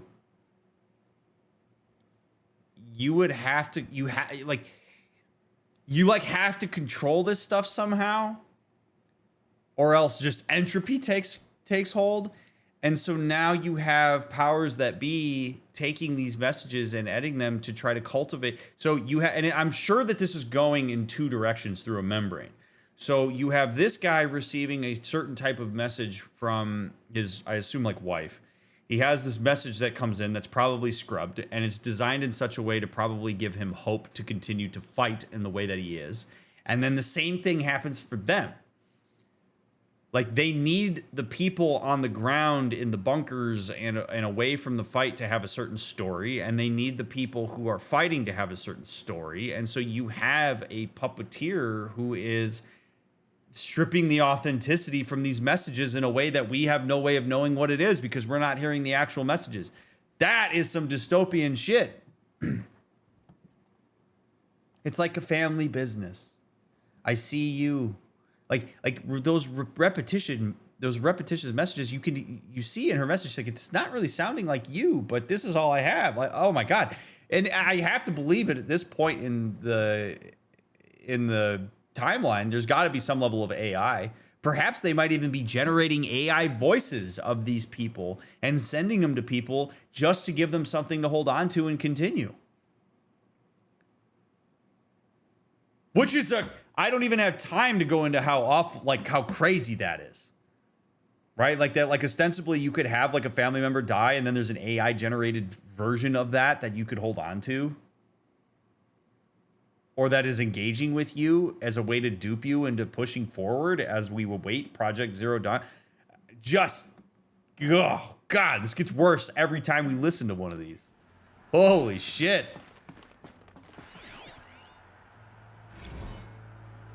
Thanks for the mails, you. Time goes fast on active duty. 4 months with the wreck and recalls, fighting with these civilian enlistees, scrappy guys and gals. That's all coming together. Between us and the 6th MRB, we took down a horse. I hope it made the news, honey. Showed everyone we're turning this around. We just need to give Project Zero Dawn the time it needs. Edited and approved.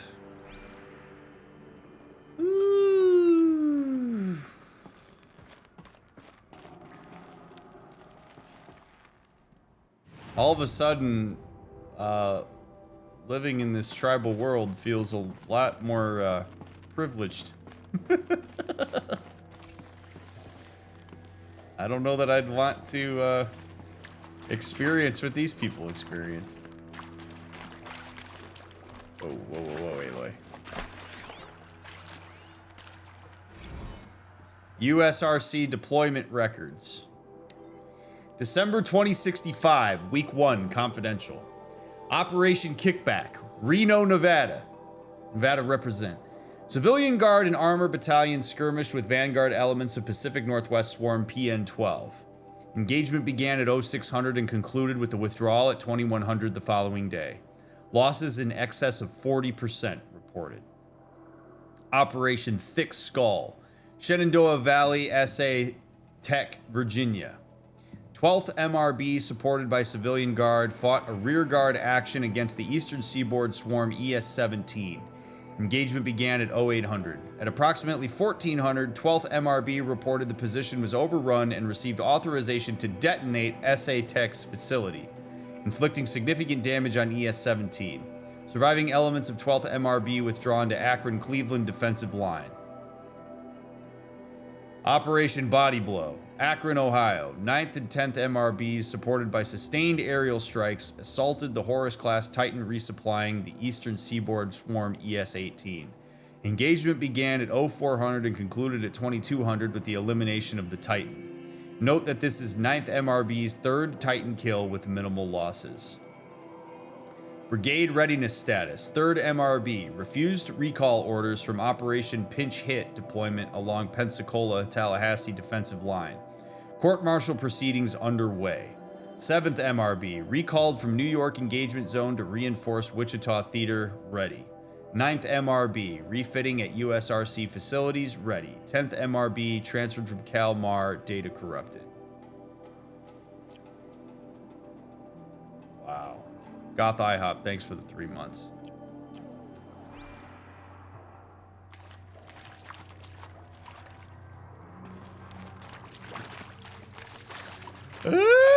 Oh, man.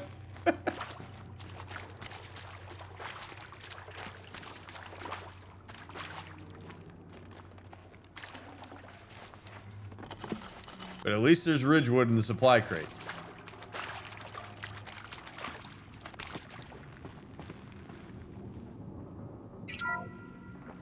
What is this?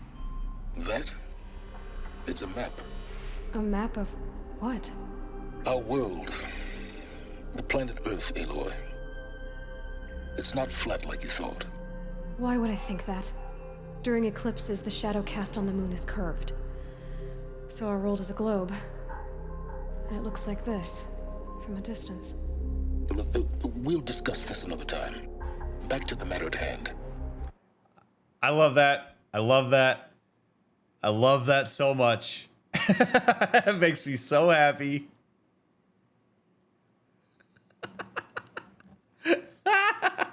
Amazing. But how cool is that though? It is such a awesome detail from a game design standpoint. It's such a cool detail that like Aloy knows enough about physics to an extent from like observations she's probably made on other spherical objects and all this stuff that she was able to deduce that. And so like, but Aloy would never have seen the Earth. Like it's something we take for granted. Aloy's never seen it. It's just fascinating. And like, I love how Silence assumes that she doesn't know that, which of course he would. I actually don't think she should take that personally. I think it makes complete sense why Silence would think that she thought that the Earth was flat, because if she's never left her tiny little area, why would she think that there is a globe with like, you know, all this stuff? Like you can't, people don't know this stuff until they learn it. I just love that little moment of her like going, oh shit, that makes sense because I kind of deduced that. And then she claps back at him like, you know, I'm a little smarter than you think. It's great. Like the tension's great. What a fabulous moment. I love that so much. The Faro robots were spreading across the world, eating everything up. Somehow, Elizabeth stopped them before it was too late. But how? Notice how there's changes on the globe, though. See how Central America is, like, disconnected from South America? Seems like maybe there's more water from the oceans rising and all the, like, global warming and stuff. Oh, what a cool detail on that. That's fantastic. Bravo, Gorilla! Bravo.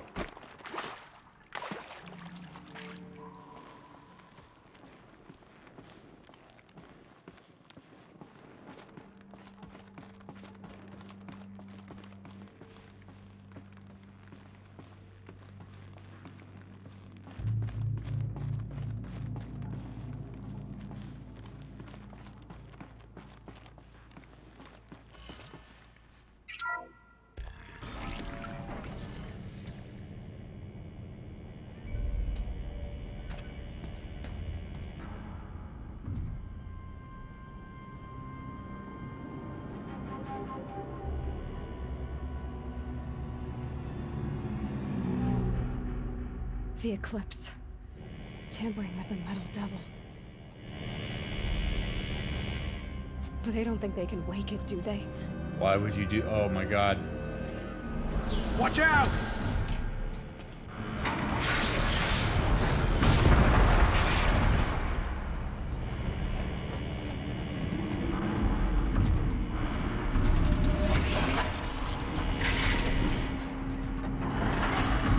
See ya! Sun, shadow. Another Kobish. And this one can move. Alright, what do you think, chat? 3 arrows?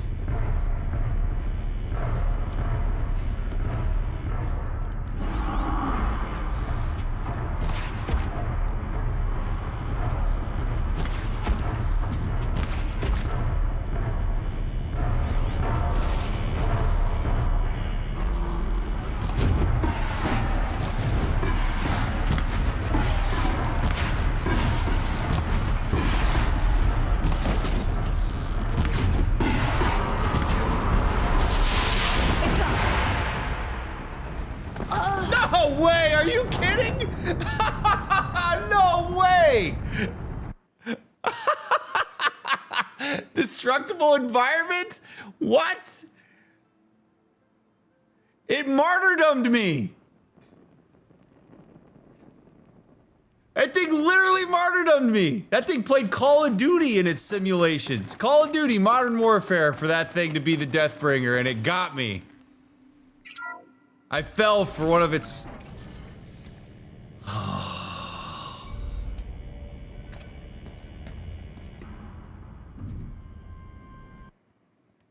Another Kobish. And this one can move. Wow.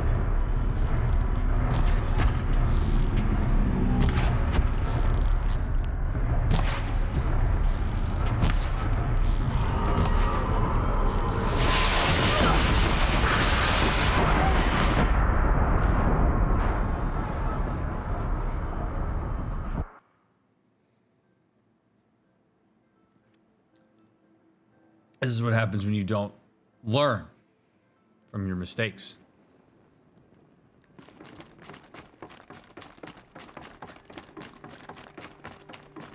I'm just going to keep doing the same thing over and over and hope for a different outcome. Another Kopish. And this one can move.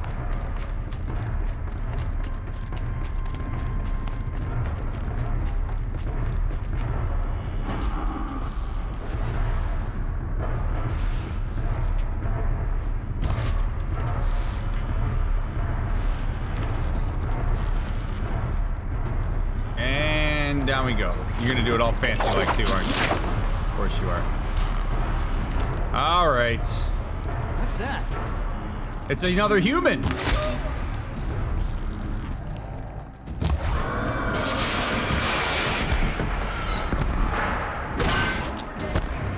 Fight!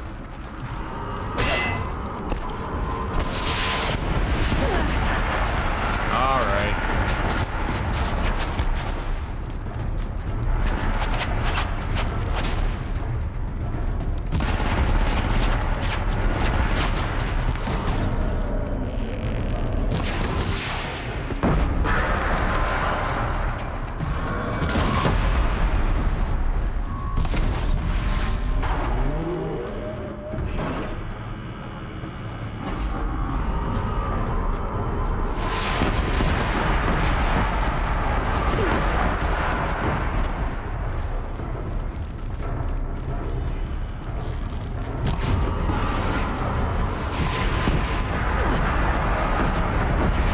Love that they made all this destructible. That makes me really happy.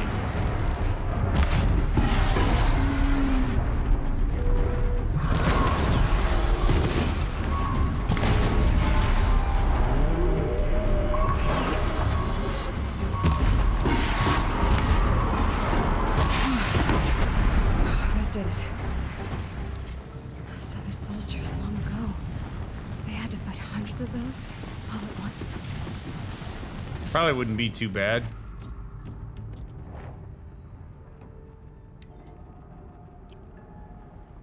I mean, there were literal people flying F-15s into these things, and I'm still better. Helps that I can respawn at will. But, you know.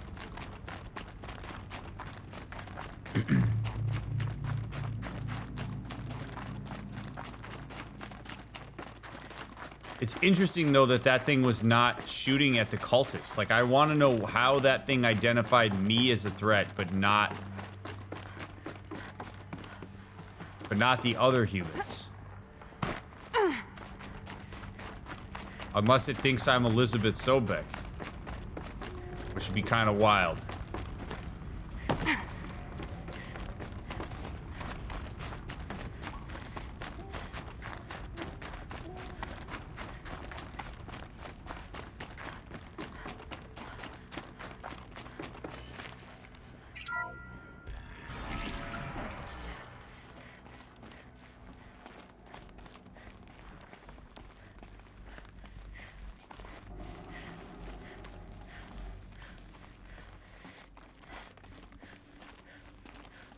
Something tells me we're gonna get a visit from Silence.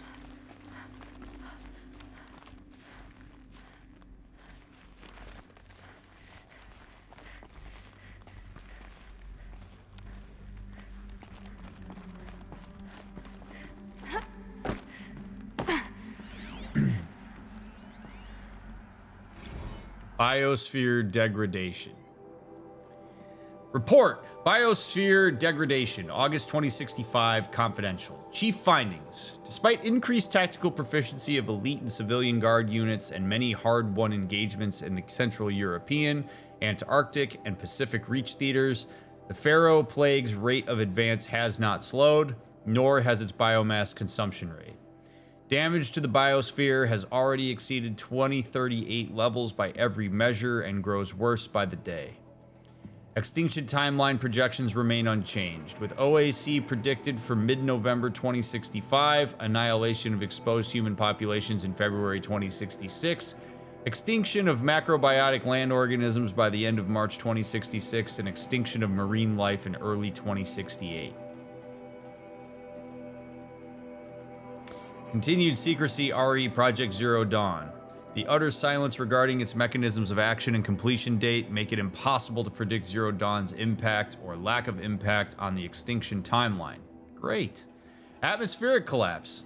Atmospheric oxygen depletion and toxic emissions remain the greatest environmental threat to Operation Enduring Victory, as well as the wider civilian population and animal life. Operational Atmospheric Collapse, OAC, is currently predicted for mid-November 2065, after which military personnel will require rebreathing apparatuses to operate in the open, and civilians will only be able to survive inside sealed structures. The requirements for air scrubbing and recycling in facilities is addressed in Addendum A, linked to this report. Potable water shortages, or potable, I never know which one it is. I'm going to go with potable. Major water treatment facilities are already struggling to process water sources compromised by rainfall heavily contaminated by toxins emitted by the consumption of the Eastern Hemisphere. Following the necessary shutdown of all nano-scrubbing functionality, wastewater recycling is already beyond capacity. Military response escalation. Addenda linked to this document cover the short-term effects of scorched earth engagements in defense of the western seaboard and the ongoing effects of the Oceanic Economic Zone's use of nuclear weapons to delay the enemy's initial advance across the Pacific theater. Data corrupted. Yikes. In short, things are FUBAR. FUBAR Central out here.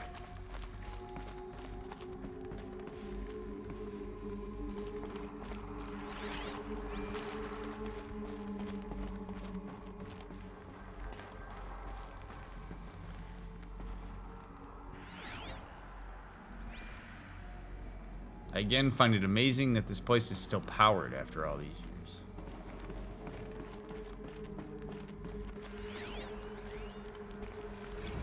Dr. Sobek, as projected, the Wichita salient has collapsed. 5 Horus-class Titans have broken through. We predict contact in 34 hours. Everything is in position, General.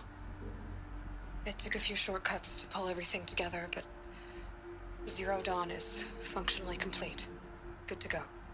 That enduring victory served its purpose after all. Yes, if we'd had even one day less. I've sent you an encoded file, Doctor. Please do me the favor of archiving it. I'll see what I can do. What is it? A brief statement. An allocution of crimes, I guess you'd call it. To what are you admitting guilt? Over the past 16 months, Doctor, I have presided over the greatest wholesale slaughter of military personnel and civilians in the history of history.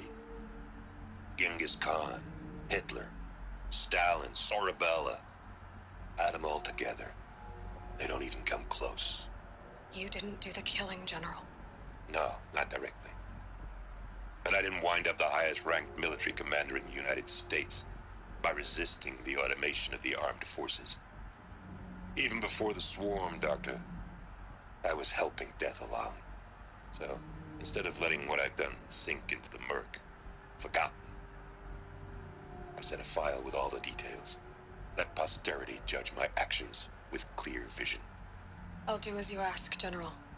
But you should consider that were it not for your actions, our actions, there wouldn't be any posterity to judge us. Perhaps. Dr. Sobek. At ease, General. And goodbye. Hell of a thing. You know what? I admire that guy's willingness to own up to the impact that he had on all of this. Doesn't make it all better, but I think anybody that's willing to reflect and take accountability for the ways in which they contributed to a shitstorm they weren't anticipating, you know, on that level, I think there's some level of respect to be had there. That guy, I mean, I guess in a lot of ways he didn't have to do it. And it's interesting to hear Elizabeth try to counter him a bit. But it's pretty cool that he's willing to acknowledge that and put it out there for people to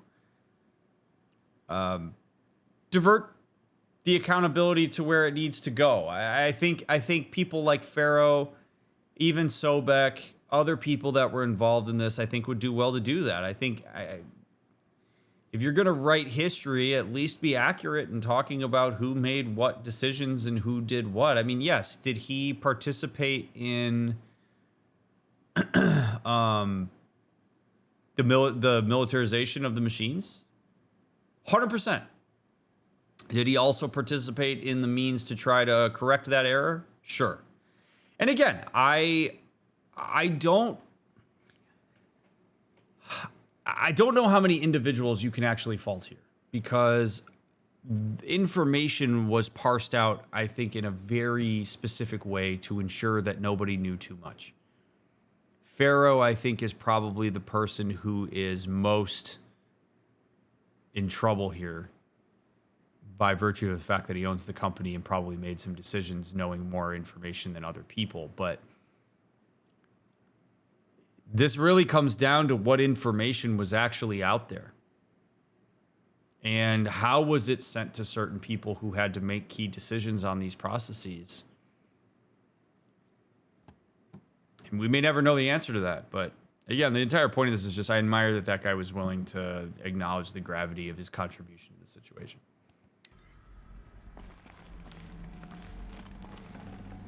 You're good, Butterby.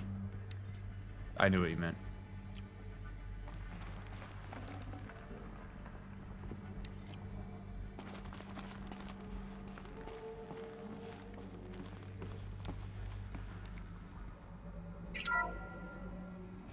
Oh! Thank you, Dr. Sobek. You can take a seat. What? You're going to thank her after what she just said? Dr. Sobek has made the situation very clear, General, and given us an option. We should all be thanking her. Oh, it's just... I mean, my God. Maybe take this discussion offline. There's not going to be any discussion. You saw the numbers. Now, Pharaoh, he'll foot the bill, but his money can't buy the time necessary to complete Zero Dawn. That can only be paid for in blood. Oh, come on. If we upgrade our fleet, crack the code somehow... Were you not listening?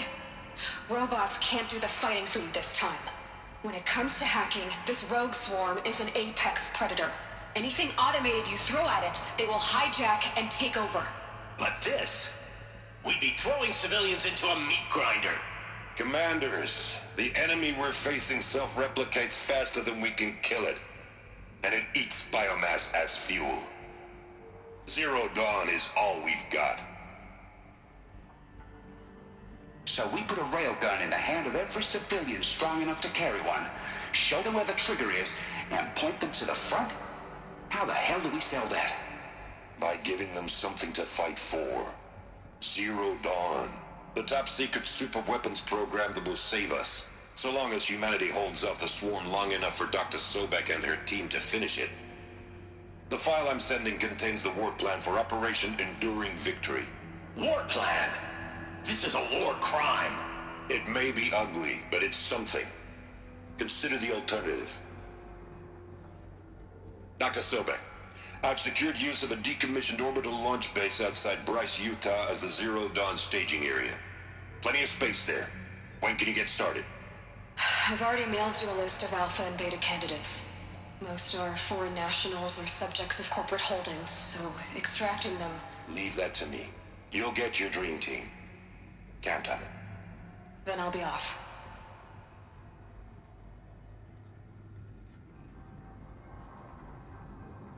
Man. Orbital launch base. What is that? Man. That is actually cool that we scanned the thing before we watched that. That dude knowingly sent all of those people to the slaughter. He knew what he was doing. And again, I don't necessarily fault him for it. It is one of those things where, like, you have just... What do you do? If you just sit on your hands and don't do anything, then everybody's going to get wiped out. It's like, it's an impossible situation. And so this guy's like, you know what? Sobek was defined as the person who knows what she's doing. I trust in the plan as it relates to that. I'm going to control what I can control, which is I'm going to put rifles in the hands of the masses and let them get slaughtered by the robots to buy time. What an incredible thing to have to pull the trigger on. And I am sure that I'm sure he didn't do that fully calloused. I'm sure. I mean, just by virtue of how he talked to Sobek when all this was said and done, he knew that what he was doing was awful. But is the alternative more awful? It's one of the rare circumstances where you actually are better off going for the unknown rather than working with the known. Because the known variable you have at hand in a lot of ways is unacceptable. It's the absolute decimation of all organic life. The unknown is the what if of Zero Dawn. So it's like, in a lot of ways, making that decision is working with the known variable you have, which is that if you do nothing, you're screwed. What an amazing decision to have to make.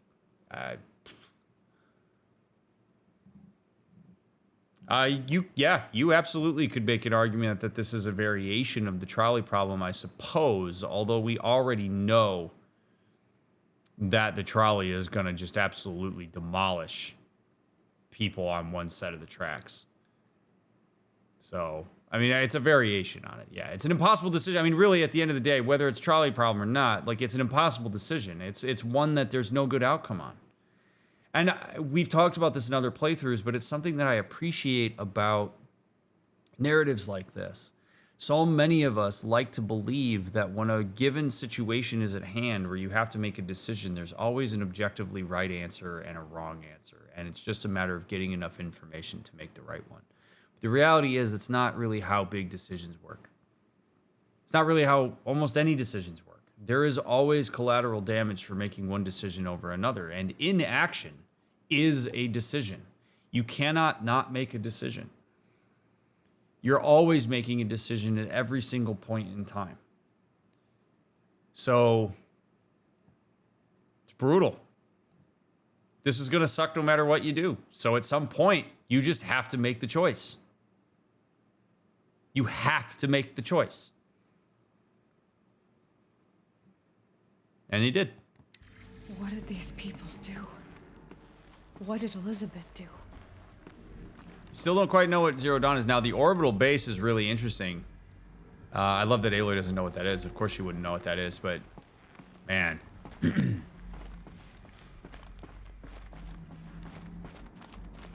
Again, those of you that are still here, hanging out with me this far into the stream, thanks. Glad you're here. I hope you've been enjoying the discussions. I love everything about this. Glad to be rid of that place. Now I just need to find the orbital launch base they talked about. I've checked my data and located the base. That's the good news. And the bad? It's directly underneath the Citadel. The palace at Sunfall. The capital of the Shadow Carja. Not exactly convenient. The palace is crawling with Eclipse agents. Many in positions of authority, all of them wearing focuses. The moment they see you, Hades will too. He'll issue another kill order, and this time, the entire Shadow Carja military will be after you. So, disable their focuses. You've done it before. It's not that simple. Too many focuses in one place, each of them communicating with each other and back to Hades, a whole network of them. Network? What's that? Imagine a vast, invisible web stretched across the land from end to end, connecting focuses together, allowing them to communicate over vast distances instantaneously. All right, so is there some way to cut the web down? Crash the network. Audacious. Yes, there is a way. A weak point in the network. Point the way. I'll send the location data to your focus. Head there, and I'll be in touch when you're close with more directions. What was Zero Dawn? What sort of super weapon did Elizabeth make? She stopped the machines, not before the world she knew, her civilization, ended. Let's hope it won't come to that again.